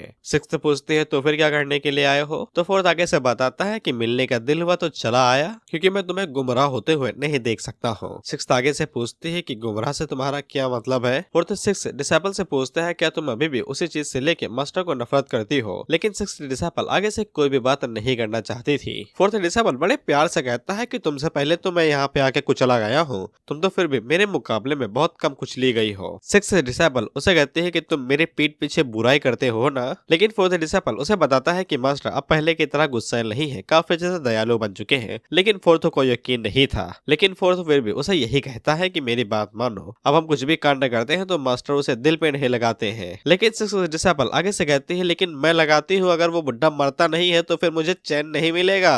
तो फोर्थ डिसाइपल उसके ऊपर एक जोरदार चांटा मारता है। इसे सिक्स्थ डिसाइपल काफी ज्यादा हैरान होती है। फोर्थ दोबारा मारने वाला था लेकिन वो बीच में ही रुक जाता है और उससे कहता है कि तुम अपना जो भी मामला है मास्टर के साथ सुलझा क्यों नहीं लेती हो, ये इसी से करके तुम खुद के ऊपर एक एहसान कर सकती हो। और उसे समझ में आ जाता है कि इसे समझाने का कोई फायदा नहीं है, तो वह जाने लगता है। लेकिन सिक्स्थ डिसाइपल उसे रुकने को कहती है और उससे पूछता है क्या तुम्हें कुछ कहना है। तो सिक्स्थ डिसाइपल आगे से कहती है कि कुछ डिसाइपल आएंगे यहाँ पे मून पैलेस से, वो मुझे बचाने की कोशिश करेंगे तो फिर मेरी खातिर उनके ऊपर दया खा लेना और बहुत ज्यादा बुरी मौत मत मारना। लेकिन फोर्थ डिसाइपल यहाँ पे बम फोड़ता है ये कहते हुए तुम्हें लगता है कि वो तुम्हें बचाने के लिए आएंगे, पहले वो खुद को बचा ले। क्लाउड सेक्ट, हेवनली सेक्ट, लू सेक्ट, उनके सभी कल्टीवेटर्स मारे गए हैं। तुम्हें क्या लगता है कि वो अपना सारा गुस्सा मास्टर के ऊपर निकालेंगे? नहीं, वो सबसे पहले अपना सारा गुस्सा तुम्हारे मून पैलेस के ऊपर निकालेंगे। एक एक करके तुम्हारे जितने भी वहाँ पे डिसाइपल्स हैं उन सभी को मार देंगे वो। जिसके बाद फोर्थ डिसेपल वहां से चला जाता है और सिक्स डिसेपल उसे देखते रह जाती है। अब इधर हम लोग जीटीएन को देखते हैं जिससे रिवॉर्ड मिलते हैं सिक्स डिसेपल को डिसिप्लिन करने के लिए। यहाँ पे ये अभी भी नेमलेस वेपन के साथ परेशान था बेचारा, पता नहीं उसको क्या बनाने की कोशिश कर रहा था, लेकिन ये उसे शॉट के शेप में चेंज करके एक दूसरे शॉट के ऊपर खट्ट से मारता है। जीटीएन के सामने तो वहाँ पे कुछ भी नहीं होता है, लेकिन जब जीटीएन बाहर जाता है तो बेचारे उस शॉट के टुकड़े टुकड़े हो जाते हैं। यानी कि नेमलेस शॉट सच में दमदार है। नाम भले है गुमनाम है, लेकिन ताकत का ये बड़ा गोदाम है। जीटीएन जब बाहर निकलता है तो फिर उसको वहाँ पे पैन और मुरोंग हाई दिखाई देते हैं। नाइन्थ डिसेपल आगे से बताते हैं कि ये बाहर बैरियर के सामने घुटनों पे बैठे हुए थे, मैं इन्हें अंदर ले आई, नाराज मत होना मास्टर। जीटीएन उन दोनों की तरफ देखता है तो मुरोंग हाई बोलना शुरू करता है। मुरोंग यहाँ पे बस माफी मांगने के लिए आया था कि भैया मुझे मत मारना, मैंने आपसे जो कुछ भी कहा था वो फ्रेंडली वे में कहा था बस। नाइन्थ डिसेपल उससे कहते हैं कि यार तुम तो यहाँ पे बिल्कुल ऐसा दिखा रहे हो जैसे कि मैंने तुम्हारी पूरी फैमिली का मास्कर कर दिया हो, मैंने तुम्हें यहाँ पे उठा के ही लाया है ना। लेकिन जीटीएन नाइन्थ डिसेपल को शांत होने को कहता है और उसे कहता है कि इसे बाहर छोड़ दो जाके। जिसके बाद वो पैन की तरफ मुड़ता है और उससे कहता है क्या तुम्हें सच में मेरे माउंटेन को ज्वाइन करना है। जिसपे पैन घुटनों पे बैठ जाता है और वो आगे से कहता है कि उसका सच में माउंटेन को ज्वाइन करने का मन है। जीटीएन उसको भी अपने माउंटेन के अंदर रिक्रूट कर लेता है, ये कहते हुए कि जब तक मैं जिंदा हूं तब तक तुम्हारे ऊपर एक खरोच नहीं आने दूंगा, जिससे इसकी लॉयल्टी एक झटके में बढ़ जाती है 10% से। उसी टाइम पे वहाँ पे फोर्थ डिसेपल आता है जो कि जीटीएन को अपने ब्रेक थ्रू करने के बारे में बताता है, तो जीटीएन उसे हल्की फुल्की गाइडेंस देता है, तो जीटीएन को रिवॉर्ड मिलते हैं। वहाँ पे पैन उन दोनों के इस रिलेशनशिप को देख के काफी ज्यादा हैरान था, क्योंकि इनका पूरा मॉडर्न इस चीज के लिए बदनाम है कि जीटीएन काफी ज्यादा गुस्से वाला है, खासकर अपने डिसेपल्स के लिए, और वो उनके ऊपर बहुत ज्यादा अत्याचार करता है। लेकिन ऐसे देखने पे ऐसा लग रहा है कि वो सभी रूमर्स बिल्कुल झूठे हैं। फोर्थ डिसेपल जीटीएन से कहता है कि वो अपनी एबिलिटीज को टेस्ट करना चाहता है, इसके लिए वो एड को पकड़ना चाहता है, लेकिन जीटीएन मना कर देता है। तो फिर फोर्थ डिसेपल पैन की तरफ मुड़ता है और उसे आंख मार के कहता है कि तुम मेरा अवतार देखना चाहोगे। फोर्थ डिसेपल यहाँ पे पैन की पुंगी बजाता है कि उससे पहले ही नाइन्थ डिसेपल आ जाती है, जो कि फोर्थ डिसेपल को बताती है कि उसने देखा है कि कई सारे कल्टीवेटर्स का ग्रुप माउंटेन के बाहर खड़ा है, शायद से वो अटैक करना चाहते हैं। तो फिर फोर्थ भागते हुए उस तरफ जाने लगता है ताकि उसे फाइट करने का मौका मिले और ये अपनी एबिलिटीज को टेस्ट कर सके। लेकिन नाइन्थ डिसेपल उसे बताती है कि वो सभी कल्टीवेटर्स फीमेल है, शायद से वो मून पैलेस से है। वहीं पे पैन लगातार नाइन्थ डिसेपल को देखे ही जा रहा था, तब वो पीछे मुड़ के उससे कहती है कि देख क्या रहे हो, आंखें निकालूंगी। पैन मन के अंदर सोचता है कि मैंने तो कुछ देखा ही नहीं। फोर्थ डिसेपल भागते हुए उस तरफ जा रहा था और जैसे ही वहां से छलांग मारता है तो वो अपने अवतार को रिलीज करता है। वो सभी फीमेल डिसेपल अवतार को देख के कहती है कि भागो यहाँ से, लेकिन एक कहती है कि डरो नहीं, ये अवतार काफी ज्यादा छोटा है, ऐसा लगता है कोई हाल ही में ब्रेक थ्रू किया है। अभी फोर्थ डिसेपल इन लोगों को डराते हुए कहता है कि किसने अटैक करने के बारे में सोचा, लेकिन जब वो डिसेपल्स की तरफ देखता है तो वो सभी पहले घुटने टेक के मर्सी मांग रही थी। फोर्थ डिसेपल अपने मन के अंदर सोचता है कि इन लोगों तो गंदी बातें करनी चाहिए थे कि मार देंगे छोड़ेंगे नहीं, ये तो पहले से ही सरेंडर कर दिया, मैं इन्हें मारू कैसे। वहीं पे वो सभी फीमेल कल्टीवेटर फोर्थ से कहती है कि हम सभी मून पैलेस से हैं और वो फोर्थ डिसेपल से उन्हें रेस्क्यू करने के लिए कहती है। फोर्थ डिसेपल अपने मन के अंदर सोचता है कि जूनियर सिस्टर ने तो बताया था कि ये सभी अटैक करेंगी, अचानक से ये मर्सी क्यों मांगने लगी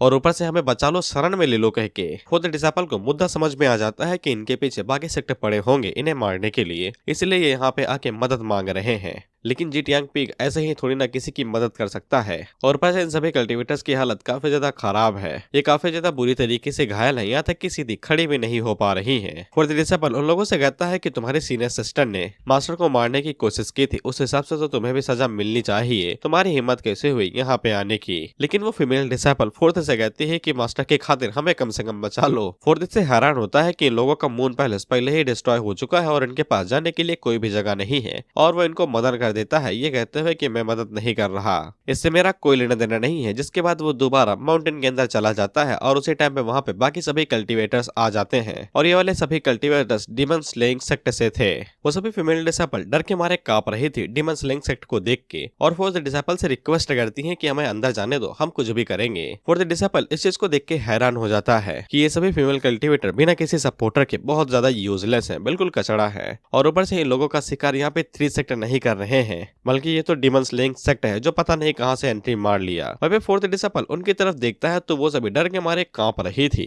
वो मन के अंदर सोचता है कि तुम लोग यहाँ पे डीमन स्लेइंग सेक्ट की वजह से कांप रही हो, तो क्या तुम्हें इस बात से डर नहीं लगता है कि माउंटेन के अंदर एक और दानव बैठा हुआ है। फोर्थ डिसेपल को इसमें और ज्यादा मजा आने लगता है। फोर्थ डिसेपल आगे से बताता है पापियों की कतार धारा में टॉप 3 पोजीशन है, जिनमें से पहला नाम है जाओ जिन और ब्लैक ड्रैगन के नाम के हिसाब से वो पक्का जाओ जिन चैन ही होना चाहिए और वही सबसे पहला एक्सपर्ट है जिसके कमांड कमांड के अंदर डीमन स्लेइंग सेक्ट आता है। लेकिन डीमन स्लेइंग सेक्ट और जीटियान माउंटेन दोनों एक बराबर ही हैं, किसी के अंदर कोई पंगा वंगा नहीं है। लेकिन वो अचानक से मून पैलेस के ऊपर अटैक क्यों करना चाहते हैं? उनमें से एक कल्टिवेटर आगे बढ़ता है जो फोर्थ डिसेपल से कहता है कि हमें आपसे कोई लेना देना नहीं है, हमें बस वो फीमेल कल्टिवेटर चाहिए। फोर्थ डिसेपल उन लोगों से कहता है जो करना है वो करो, मुझसे कोई लेना देना नहीं है। तो ये सभी आगे बढ़ने लगते हैं फीमेल कल्टिवेटर्स को पकड़ने के लिए। लेकिन उसी टाइम पे फोर्थ कल्टिवेटर बैरियर को खोल देता है तो ये लोग उसे पूछते हैं कि तुम्हें क्या चाहिए भाई, अभी तो तुम्हें कोई दिक्कत नहीं थी। तो फोर्थ डिसेपल आगे से कहता है कि मास्टर ने हाल ही में कहा है कि दूसरों को अच्छे से ट्रीट किया करो, जिसके बाद वो लड़कियों को पकड़ता है और उन्हें बैरियर के अंदर डाल देता है। जिससे वो कल्टिवेटर फोर्थ डिसेपल से कहता है कि ये क्या बात है भाई, अपनी बात से पलट के पहले तो कहा था कि तुम्हें कोई दिक्कत नहीं है, ऐसे थोड़ी ना चलता है। वहीं पे हम लोग जीटियान को देखते हैं जो कि मस्त सो रहा था और इसको 1500 मेरिट पॉइंट मिलते हैं क्योंकि जितने भी फीमेल कल्टिवेटर थे वो सभी जीटियान को वर्शिप कर रही थी। वहीं पे नाइन्थ डिसेपल जीटियान से कहती है कि मास्टर उठो, फोर्थ डिसेपल किसी को मारने वाला है। जीटियान नाइन्थ डिसेपल से मामले के बारे में पूछता है तो नाइन्थ डिसेपल उसे बताने लगती है कि ऐसा ऐसा ऐसा ऐसा ऐसा ऐसा हुआ। जीटियान मन के अंदर यही सोचता है कि वो सभी फीमेल कल्टिवेटर्स सिक्स्थ डिसेपल की सबऑर्डिनेट्स हैं और उन सभी की कल्टिवेशन ज्यादा से ज्यादा डिवाइन कोड पे ही होगी। ये सभी छोटे मोटे मैटर्स हैं, तुम लोग इसे हैंडल कर सकते हो। जीटियान नाइन्थ डिसेपल से ये कहता है तो नाइन्थ डिसेपल वहां से चली जाती है और ये मन के अंदर सोचता है कि मुझे यहाँ पे लॉटरी पैटर्न को समझना चाहिए कि कैसे ये रिवॉर्ड देता है और कैसे ये कुछ नहीं देता।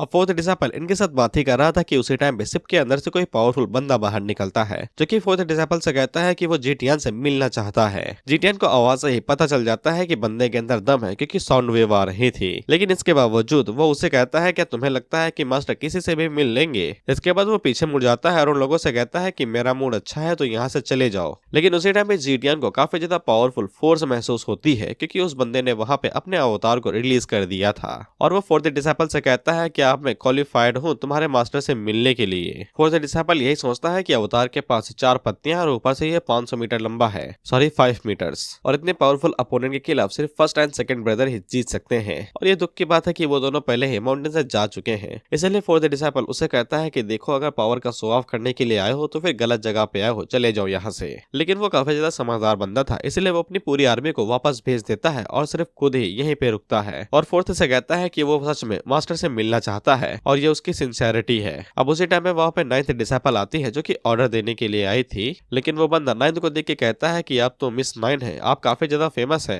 नाइन्थ पूछती है कि सच में? तो वो नाइन्थ डिसेपल को उसकी फीट्स के बारे में बताता है कि वो 5 साल की उम्र में यहाँ पे आई थी और 5 साल की उम्र में ही वो डिवाइन कोड ट्रियलम के अंदर चली गई। ये काफी बहुत बड़ी अचीवमेंट्स है जो उसकी उम्र में कोई कर पाता है। नाइन्थ डिसेपल उस बंदे से कहती है कि मास्टर ने तुम्हें मिलने की इजाजत दे दी है, जल्दी से अंदर चलो। इसके बाद अगला सीन हॉल का होता है जहाँ पे हम लोग देखते हैं कि जीटियान बैठे हुए पंखा कर रहा था और उसके सामने वो बंदा था और उसके 4 सबऑर्डिनेट्स थे जो कि जीटियान को ग्रीटिंग्स करते हैं। उस बंदे को भी यहाँ पे जीटियान का और कुछ खास नहीं लगता है, उसे इतना ही लगता है कि ये बस एक ऑर्डिनरी सेक्ट और ये एक ऑर्डिनरी ओल्ड मैन है। हालांकि वो पंगा कुछ भी नहीं ले सकता क्योंकि कल्टीवेशन की दुनिया में कल्टीवेशन को छुपाना कोई बड़ी बात नहीं है। जीटियान उससे पूछता है कि यहाँ पे किस मामले से आए हो भाई? तो वो बंदा आगे से बताता है कि वो यहाँ पे 3 मामलों से आया है। पहला मामला ये है कि यून पैलेस ने यानी कि मून पैलेस ने उन्हें बहुत ज्यादा परेशान किया है हाल ही में। हालांकि उनके मास्टर को पकड़ लिया गया है, ये उनके कर्म कांडों की वजह से हुआ है। लेकिन बाकी जितने भी फीमेल कल्टीवेटर हैं उन्हें सजा मिलनी चाहिए। इसलिए डीमन स्लेइंग सेक्ट जीटियान से रिक्वेस्ट करता है कि उन सभी फीमेल कल्टीवेटर्स को उनके हवाले कर दिया जाए।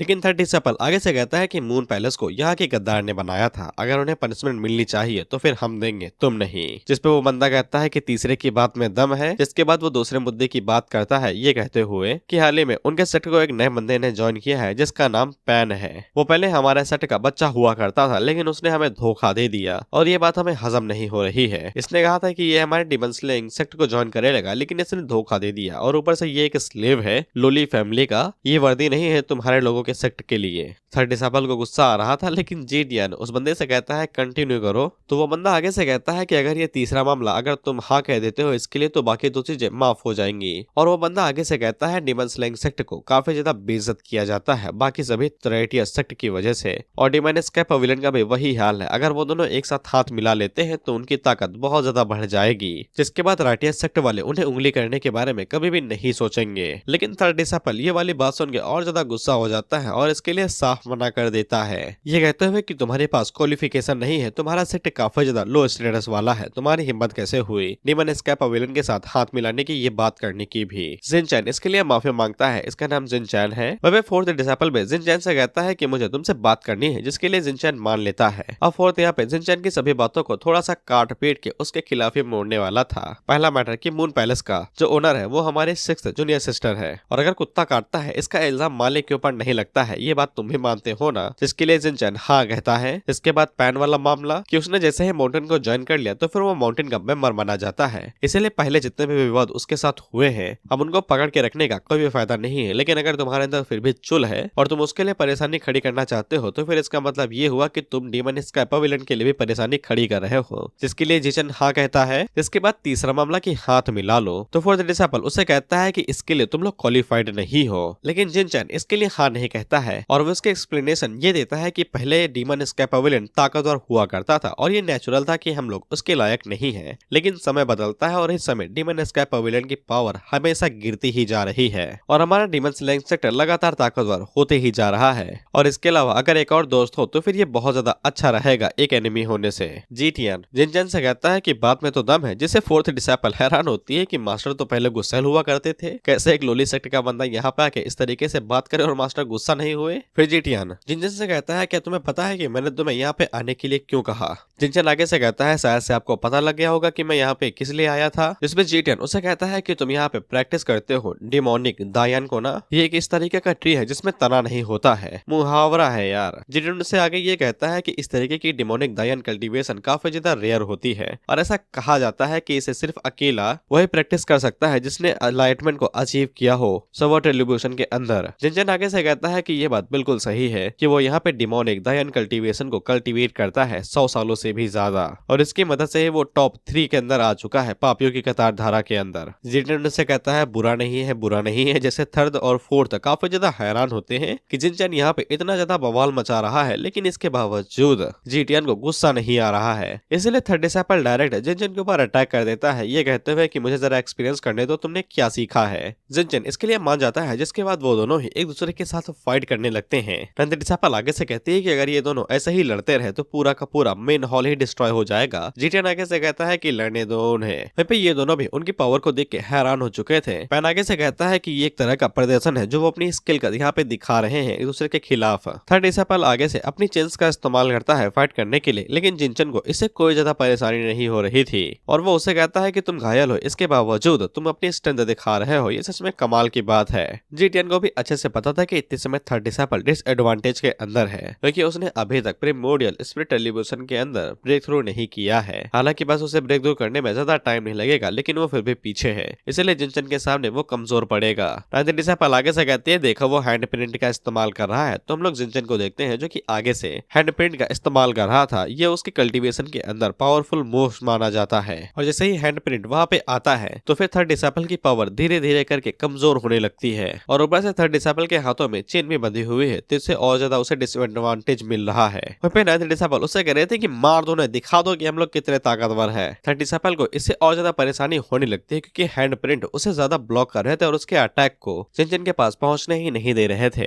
जीटियन मन के अंदर सोचता है कि थर्ड डिसाइपल को इनविंसिबल समझा जाएगा नासेंट सोल टेलीविजन रियलम के नीचे वालों बंदों से, और ऊपर से वो ड्यूरेबल है और साथ ही में काफी ज्यादा खतरनाक भी। लेकिन ये दुख की बात है कि उसका रियलम जिनचैन के सामने थोड़ा सा कम है, लेकिन इससे कोई फर्क नहीं पड़ता है। कल्टीवेशन का पाथ काफी ज्यादा लंबा है, डिसाइपल टैलेंट होते ही है, कभी भी एक्सपर्ट बन सकते हैं, बस समय की बात है। उसी टाइम पे फोर्थ डिसाइपल भी फाइट को ज्वाइन कर लेता है और जिनचैन के ऊपर अटैक कर देता है, लेकिन जिनचैन एक एक हाथ की मदद से उन दोनों को ही हैंडल कर रहा था और वो उनसे कहता है कि अगर एक साथ अटैक करोगे तो फिर मैं भी पोलाइट नहीं रहूंगा। जिसके बाद वो अपने अवतार को वहां पे समन करता है, तो ये दोनों उसके अवतार को देख के हैरान हो जाते हैं। बेसिकली ये यहाँ पे पावर को नरेट कर रहे हैं कि जिनचैन का जो अवतार है वो 5 मीटर लंबा है, कहता कि उसने पूरे डीमन स्काई पवेलियन को ही घेर लिया है, जैसे कि किसी फैंटम ने पूरे पवेलियन को चारों तरफ से घेर लिया हो। जिसे इन्हें समझ में आ जाता है कि जिनचैन सच में बहुत ज्यादा शक्तिशाली है। फोर्थ डिसाइपल भी अपने अवतार को वहां पे निकाल लेता है, लेकिन फोर्थ डिसाइपल का अवतार बहुत ज्यादा कमजोर था, वो सिर्फ 2 मीटर लंबा ही था।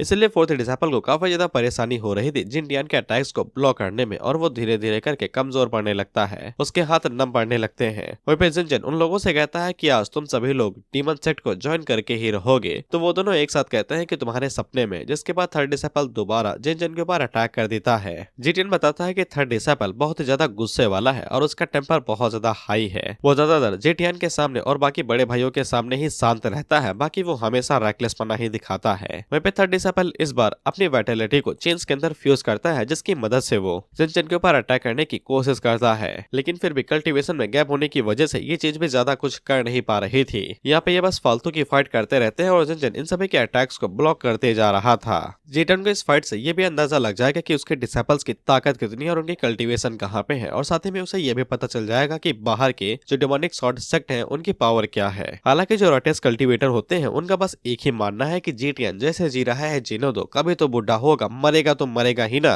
हमेशा के लिए अमर तो है नहीं वो। लेकिन डेमोनिक सेक्ट की बात अलग है, ये काफी ज्यादा एम्बिशियस सेक्ट है अपनी कल्टीवेशन पाथ को लेके। ये हमेशा से ही दूसरे सेक्ट की पावर को डिवोवर कर लेते हैं खुद की पावर को बढ़ाने के लिए, और पिछले टाइमों में इनका लफड़ा घोस्ट सेक्ट के साथ हुआ ही करता था। लेकिन दोनों ही पार्टीज एक दूसरे की स्ट्रेंथ से डरती थी, इसलिए इन लोगों ने कभी भी लार्ज स्केल में बवाल नहीं किया। मून पैलेस के ऊपर अटैक करना तो बस एक दिखावा और बहाना था, असली मकसद तो इन लोगों का यहाँ पे आके खुद की पावर को दिखाना और अलायंस बिठाना था। लेकिन क्या मुझे इनके साथ हाथ मिलाने की जरूरत भी है? साले ये क्वालिफाइड भी हैं, क्योंकि ऐसे कई सारे सेक्ट हैं जो कि जीटीएन के माउंटेन के ऊपर कब्जा करना चाहते हैं और उनके साथ दोस्ती करना चाहते हैं। पावर स्टेटस के मामले में डेमोनिक सेक्ट मात खा जाता है। इसके बाद अगला सीन कुछ टाइम के बाद का होता है और हम लोग थर्ड डिसेपल को देखते हैं। ये काफी ज्यादा थक चुका था और इसका स्टेमिना खत्म हो चुका था, इसलिए पैन उसे कहता है कि लड़ने का कोई फायदा नहीं है, तुम दोनों के बीच में कल्टीवेशन में बहुत बड़ा गैप है, वो एंड्योरेंस की मदद से फाइट को कभी भी जीत नहीं पाएगा। इसके बाद हम लोग जिनचैन को देखते हैं जो कि एक और पावरफुल मूव का इस्तेमाल करता है जिसका नाम था नेचर ऑफ माइंड क्लियरली, जिससे स्पिरिचुअल पावर का बना हुआ एक पावरफुल हैंड सीधा जाके फोर्थ के ऊपर लगता है और फोर्थ टक्कर खा के पीछे गिरता है। और जिनचैन उन लोगों से कहता है कि अब तक तो तुम लोग सेटिस्फाई हो गए होगे, लेकिन why this guy is looking like a Gojo. Ninth disciple उससे कहती भी कि तुम यहाँ पे कुछ ज्यादा घमंडी बन रहे हो, शो ऑफ ना करो, तुम्हारे पास कल्टीवेशन भी ज्यादा है और अवतार के पास लीव भी ज्यादा है।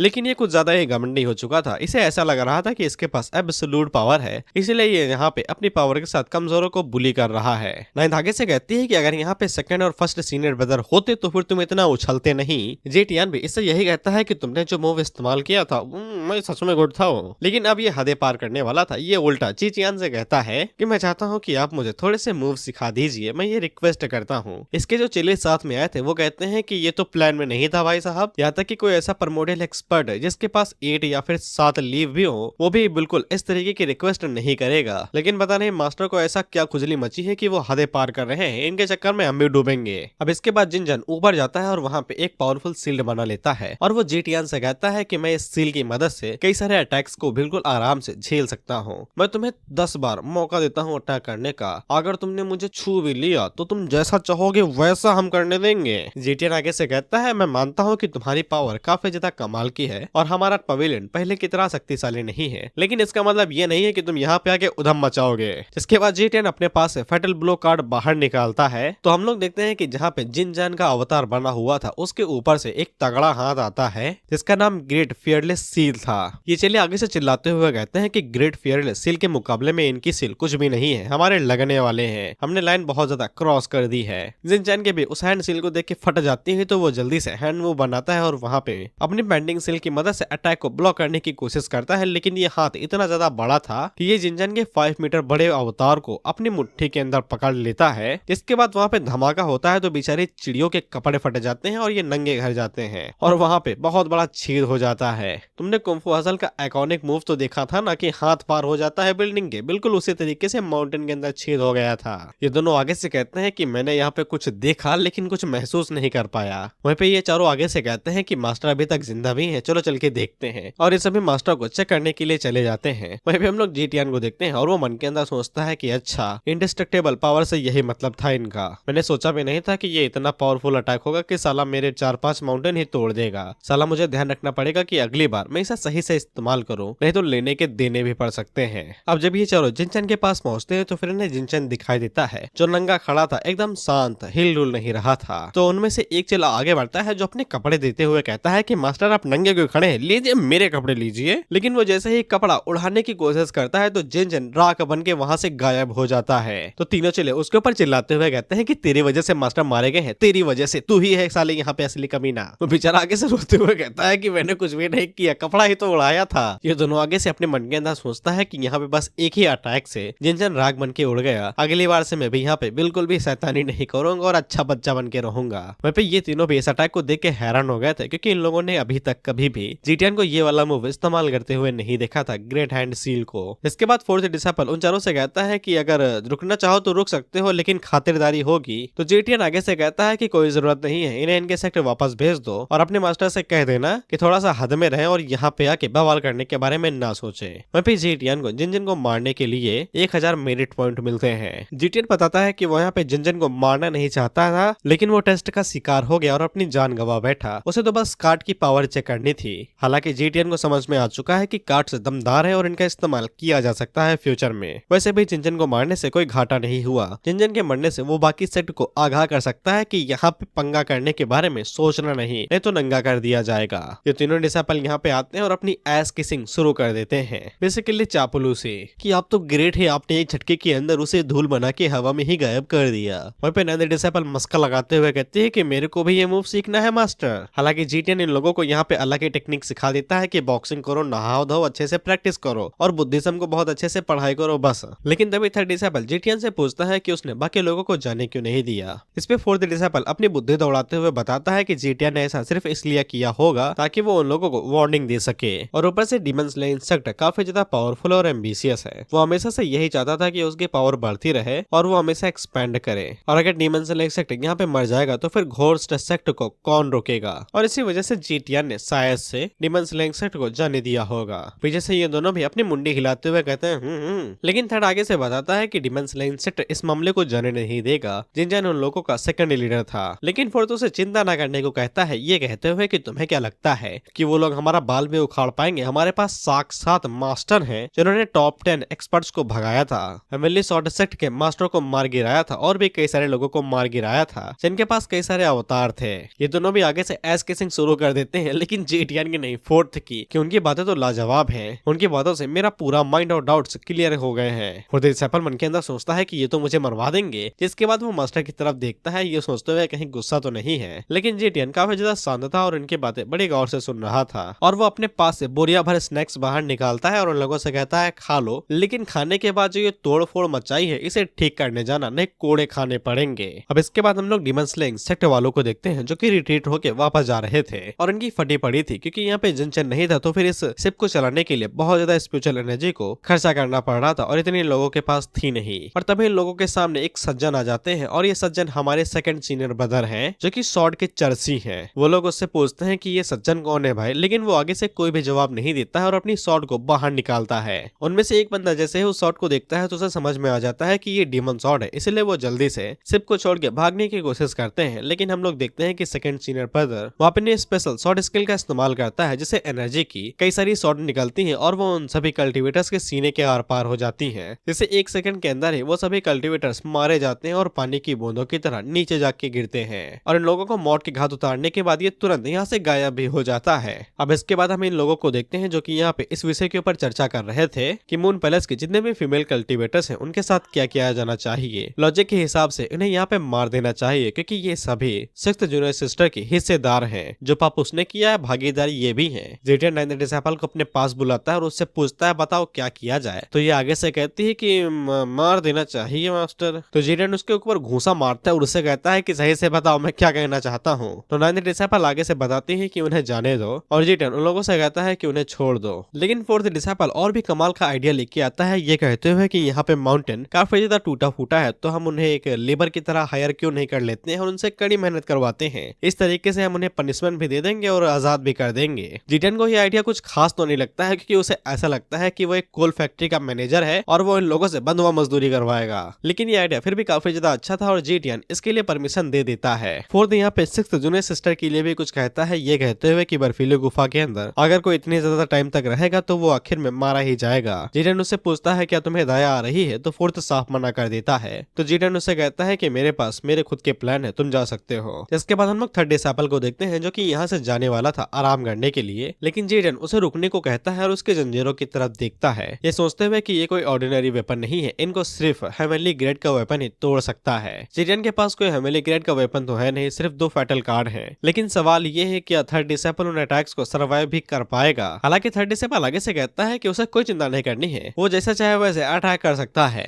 9th डिसाइपल इन सभी चीजों का जिम्मेदार जिफेंग को मानती है और उसकी तरफ घूर के देखती है तो जिफेंग आगे से माफी मांगने लगता है। लेकिन 3rd डिसाइपल आगे से कहता है कोई फर्क नहीं पड़ता है, मास्टर एक झटके के अंदर इस चेन को तोड़ देंगे। लेकिन जेटियन को कोई भी रिस्क नहीं लेना था, क्या पता 3rd डिसाइपल अटैक के दौरान ही अपने प्राण त्याग दे। इसलिए वो नाइन्थ डिसाइपल के साथ वापस चला जाता है और थर्ड डिसाइपल को समझ में नहीं आता है क्या उसने कुछ गलत कह दिया, लेकिन वो फिर भी ज्यादा दिमाग नहीं चाटता है और वो यही सोचता है कि जब मास्टर की इच्छा होगी तब वो उन जंजीरों से मुझे आजाद कर देंगे। इसके बाद अगला सीन डीमन स्लेइंग सेक्ट का होता है, जब हम लोग कुछ कल्टिवेटर्स को देखते हैं जो कि अपने मास्टर को बताते हैं कि उन्होंने जो शिप माउंटेन की तरफ भेजी थी वो डिस्ट्रॉय हो चुकी है और जो भी लोग उसके आसपास थे वो सभी मारे जा चुके हैं और इन लोगों का शक सीधा जीटीएन के ऊपर ही जा रहा था कि उसी ने ही उन लोगों को मार दिया होगा। अब ये लोग आगे से इंसाफ इंसाफ की बात कर रहे थे तो जो गुफा के अंदर बैठा हुआ था वो अपनी पावर को रिलीज करता है तो इनके कान के पर्दे फट जाते हैं और वो इन लोगों से कहता है कि जाके जीटीएन को बता दो कि मैं इस मामले से ना ही गुस्सा हूँ और ना ही मैंने इसे दिल पे लिया है, लेकिन मैं ये जरूर चाहता हूँ कि जीटीएन इस चीज के लिए लेके अपनी सिंसियरिटी जरूर दिखाए कि वो इसके लिए जिम्मेदार है। जिसपे ये बंदा आगे से कहता है कि वो इस बात को जीटीएन तक पहुंचा देगा, लेकिन ये लोग डायरेक्ट जीटीएन से तो बात कर नहीं सकते थे, इन्हें थर्ड या फिर फोर्थ के पास जाना पड़ेगा, लेकिन वो दोनों घायल है तो फिर ये लोग उनसे भी बात नहीं कर पाएंगे। तो ये गुफा वाला बंदा और ज्यादा गुस्सा होता है और अपनी पावर को रिलीज करता है तो इनके कान के पर्दे और ज्यादा फट जाते हैं और ये उन लोगों से कहता है कि जब मैं यहाँ से बाहर निकलूंगा तो फिर मैं खुद ही जीटीएन को क्रश कर दूंगा। वही फिर लोग जीटीएन को देखते हैं जो कि अपनी मेरिट पॉइंट्स, लकी ड्रॉ और बाकी सभी चीजों को कैलकुलेट कर रहा था। जीटीएन के पास पॉइंट की कमी हो रही थी तो फिर वो मेन टास्क के ऊपर फोकस करता है ताकि उसे रिवॉर्ड मिल सके। इतनी समय यहाँ पे मेन टास्क सिक्स्थ डिसाइपल के पास्ट के बारे में जानना था और उसकी जो नफरत है उसे खत्म करने के बारे में था, लेकिन जीटीएन के पास सिक्स्थ डिसाइपल को लेके कोई भी मेमोरी नहीं थी। उसे ये नहीं पता था कि सिक्स्थ डिसाइपल उसे इतना ज्यादा नफरत क्यों करती है, इसलिए जीटीएन इस बात को अभी इग्नोर ही कर देता है और हेवनली बुक निकाल के उसे पढ़ने लगता है। अगला सीन बर्फीली गुफा का होता है जहाँ पे हम लोग फोर्थ को देखते हैं जो कि सिक्स जूनियर सिस्टर को बता रहा था कि अगर यहाँ पे मास्टर न होते तो फिर तुम्हारा मून पैलेस डिस्ट्रॉय हो चुका होता और तुम्हारे सभी सबोर्डिनेट्स मारे जाते हैं, लेकिन सिक्स डिसाइपल को इसके ऊपर यकीन नहीं हो रहा था तो फोर्थ उससे कहता है कि यकीन करो या न करो मास्टर की वजह से ही तुम्हारा मून पैलेस आज जिंदा है। फोर्थ डिसाइपल सिक्स को यह भी बताता है कि मास्टर ने बस सिंगल अटैक में जिन को मार दिया, लेकिन सिक्स डिसाइपल को इसके ऊपर यकीन नहीं हो रहा था तो फोर्थ उससे कहता है कि तुम यकीन करो या न करो लेकिन मास्टर ने सच में एक सिंगल अटैक में उसे मार दिया था। सिक्स डिसाइपल आगे से कहती है कि अगर ऐसी बात है तो फिर मास्टर को घबराना चाहिए, डीमन स्लेयर इंसेक्ट कोई छोटा मोटा चीज नहीं है, लेकिन फोर्थ उससे कहता है कि तुम अभी भी काफी ज्यादा छोटी हो, जो भी चीज यहाँ पे हुई है वो सभी मास्टर के कंट्रोल के अंदर है। लेकिन तभी सिक्स डिसाइपल आगे से खांसने लगती है तो फोर्थ डिसाइपल जल्दी से अपना कंबल लेता है और उसके ऊपर डाल देता है, साथ ही में वो अपनी ब्लूवुड टेक्निक का इस्तेमाल करते हुए कंबल के अंदर थोड़ी सी वाइटलिटी डाल देता है, जैसे सिक्स डिसाइपल को थोड़ा सा आराम मिलता है और उसे थोड़ी सी एनर्जी भी मिलती है। लेकिन तभी फोर्थ डिसाइपल का ध्यान सिक्स डिसाइपल के बालों की तरफ जाता है जो हल्के हल्के सफेद पड़ने लगे थे, इसलिए फोर्थ डिसाइपल उससे बस इतना ही कहता है कि तुम्हें थोड़ा सा सोच के मास्टर को माफ कर देना चाहिए और अपने आप को बचा लेना चाहिए, साथ से मास्टर तुम्हें बचा ले। लेकिन सिक्स डिसाइपल उससे पूछती है क्या तुमने कभी सोचा है कि फर्स्ट एंड सेकंड ब्रदर इस जगह को छोड़ के क्यों गए थे। फोर्थ आगे से कहता है कि मैंने सोचा भी नहीं और ना ही मुझे जानना है, तुम यहाँ पे रह के अपनी गलतियों के बारे में सोचो, फिर मैं मास्टर से कहकर तुम्हें आजाद करा दूंगा। जिसके बाद वो वहाँ से चला जाता है, लेकिन तभी वो दोबारा वहाँ पे आता है और कंबल अपने साथ लेके चला जाता है, ये कहते हुए कि मैं इसे भूल गया था, और वो बाहर जाके कहता है कि मैं दूसरे लोगों की तरह नहीं हूँ, मैं अभी भी मास्टर की इज्जत करता हूँ। जिसके बाद हम लोग फोर्थ को माउंटेन के ऊपर इधर उधर टहलते हुए देखते हैं और वहीं पे ये दोनों लगातार प्रैक्टिस करते हुए जा रहे थे। पेन की नजर जैसे ही फोर्थ डिसाइपल के ऊपर पड़ती है तो वो भागते हुए उसके पास जाता है और उसे फोर्थ डिसाइपल की मदद चाहिए थी, लेकिन फोर्थ डिसाइपल उसे देखते ही मना कर देता है। लेकिन इसके बावजूद पेन उसे बताता है कि उसकी बॉडी बहुत ज्यादा दर्द से गुजर रही है और अगर ऐसा ही चलता रहा तो शायद से वो 3 महीनों तक जिंदा ही नहीं रहेगा। जीटीएन ने उसे वादा किया था वो उसे 6 यांग स्किल देगा, लेकिन वो डायरेक्ट 6 यांग स्किल जीटीएन से नहीं मांग सकता है, इसलिए उसको फोर्थ की मदद चाहिए ताकि वो मास्टर से रिक्वेस्ट कर सके। लेकिन फोर्थ इसके बावजूद उसे मना कर देता है, ये कहते हुए कि मास्टर ने वादा किया था तो वो तुम्हें स्किल दे ही देंगे, और वैसे भी कुछ लोगों के पास जिंदा रहने को ज्यादा टाइम नहीं होता है, क्या पता कल का वो सवेरा ही ना देख पाए। वो बस हल्का सा मैसेज था कि अभी ही जाके मांग लो, क्या पता कल तक जिंदा ना रहो। इसके बाद फोर्थ डिसाइपल वहाँ से चला जाता है। जीफेंग भी पेन से यही कहता है कि उसके ऊपर ध्यान न दो, वो तुम्हें एडवाइस ही देके गया हुआ है, मैं चाहूंगा कि तुम नाइन्थ सिस्टर से जाके मदद मांगो, वो काफी ज्यादा इनोसेंट एंड प्योर है, वो काफी अच्छे दिल की है और मास्टर के करीब वही है सबसे ज्यादा, तुम उसकी मदद मांगोगे तो वो पक्का तुम्हारी मदद करेगी। सरासर झूठ बात है ये। और तुम्हें याद होगा कि जीटीएन ने कभी नाइन्थ डिसाइपल को कभी कभी वो माउंटेन के नीचे भेजता है इन्फॉर्मेशन लाने के लिए। तुम लोग गैस करो कि वो कैसे इन्फॉर्मेशन लाती होगी, पैसे देती होगी, चुपके बातें सुनती होगी, लेकिन नहीं, ये पेड़ के ऊपर लटका के उन लोगों को बहुत मारती है और उनसे तब इन्फॉर्मेशन लेती है और फिर मुस्कुराते हुए जीटीएन के पास आके उसे सारी इन्फॉर्मेशन देती है। नाइन्थ डिसाइपल इस बार 5th जूनियर सिस्टर की इन्फॉर्मेशन लेके आई थी। जीटीएन का धाई नहीं था तो ये जल्दी से चाय उठाती है और गटक जाती है, गप गप कुछ भी पी रहे हो ये मीम लगा दो, अपने आप ही चीज कूल बन जाती है। खैर चाय पीने के बाद ये जीटीएन को बताती बताती है कि फिफ्थ जूनियर सिस्टर ये रीजन के अंदर देखी गई है क्योंकि कुछ लोग वहाँ पे ब्राइट जेड स्किल के बारे में बात कर रहे थे। जीटीएन आगे से पानी पूछते हुए बताता है कि fifth disciple bright Z skill का ही इस्तेमाल करती है, लेकिन जीटीएन को शक हो रहा था कि ये कहीं पहले की तरह कोई प्लान विलान तो नहीं है कि जैसे वो सी फैमिली को बचाने के लिए गया था लपेट दिया गया था और इस बार तो उसके पास पीक स्टेट कार्ड भी नहीं है, वो पक्का पेला जाएगा। लेकिन उसी टाइम पे सिस्टम उसे मिशन में देता है कि जाओ और जाके फिफ्थ डिसाइपल को वापस लेके आओ। वह फिफ्थ डिसाइपल जीटीएन को ये भी बता देती है कि उसकी शादी होने वाली है, शायद से वो सेंटेस बनने वाली है। जीटीएन आगे से हमें बताता है कि जो फिफ्थ डिसाइपल है वो जो जेट स्किल का इस्तेमाल करती है, इसके लिए इंसान को रिलेशनशिप के अंदर नहीं आना पड़ता है। अगर वो लोग रिलेशनशिप के अंदर आते हैं तो फिर उनकी स्किल और कल्टीवेशन के ऊपर काफी ज्यादा असर पड़ता है। Basically mental pressure. भाई शादी होगी चुल तो मचेगी ही ना सुहाग रात की, इसलिए जो भी लोग ब्राइट जेट स्किल का इस्तेमाल करते हैं उन्हें पर्सनल रिलेशनशिप के अंदर नहीं आना चाहिए। जीटीएन 9 डिसाइपल से आगे पूछता है तो वो बताती है कि उसे बस इतना ही सुनाई दिया है कि जो भी सेरेमनी होने वाली है वो यूपरवेंस के काउंसलर के बीच में होने वाली है, बेसिकली ग्रैंड सेरेमनी। यहाँ तक कि डीमन स्लेइंग सेट की तरफ से भी कोई वहाँ पे आने वाला है। 9 डिसाइपल आगे से कहती है कि मास्टर कैसा रहेगा कि मैं वहाँ पे अकेले चली जाऊँ और जूनियर सिस्टर को वापस ले आऊँ, अगर वहाँ पे कोई भी मुझे रुकेगा तो मैं उन लोगों को मार दूंगी। और ये सब कहते हुए वो पॉट को तोड़ देती है तो जीटीएन उससे कहता है कि दोबारा चिपकाओ और वो उसे बताता है कि वहाँ के भी जितने भी लोग आएंगे डीमन स्लेइंग सेट की तरफ से वो सभी प्रिमोडियल स्पिरिचुअल इल्यूजन पे होंगे और तुम कहीं मुश्किल से डिवाइन कोड रियलम पे होगे, तुम उनका सामना कैसे करोगी। वहाँ पे 9th डिसाइपल जल्दी जल्दी से उस मग को चिपकाने लगती है। जीटीएन को यहाँ पे कुछ भी समझ में नहीं आ रहा था कि यहाँ पे क्या होने वाला है। सभी लोग एक साथ इकट्ठा हो रहे हैं, कहीं वो सब मिलके जीटीएन को पेल ना दे, इसलिए वो 9th डिसाइपल से कहता है जाओ और जाके पैन को यहाँ पे बुला के लेके आओ, मुझे उससे कुछ बात करनी है। और उसने पानी पीने वाले मग को बोरी बना दिया था टेप मार मार के। 9th डिसाइपल पैन को यहाँ पे लेके तो आती है लेकिन खातिरदारी करके जीटीएन उससे पूछता है कि ये मुंह का मुखड़ा किसने बिगाड़ दिया, तो वो बेचारा आगे से कुछ भी कह नहीं पाता है, बस यही कहता है कि वो फिसल के गिर गया था।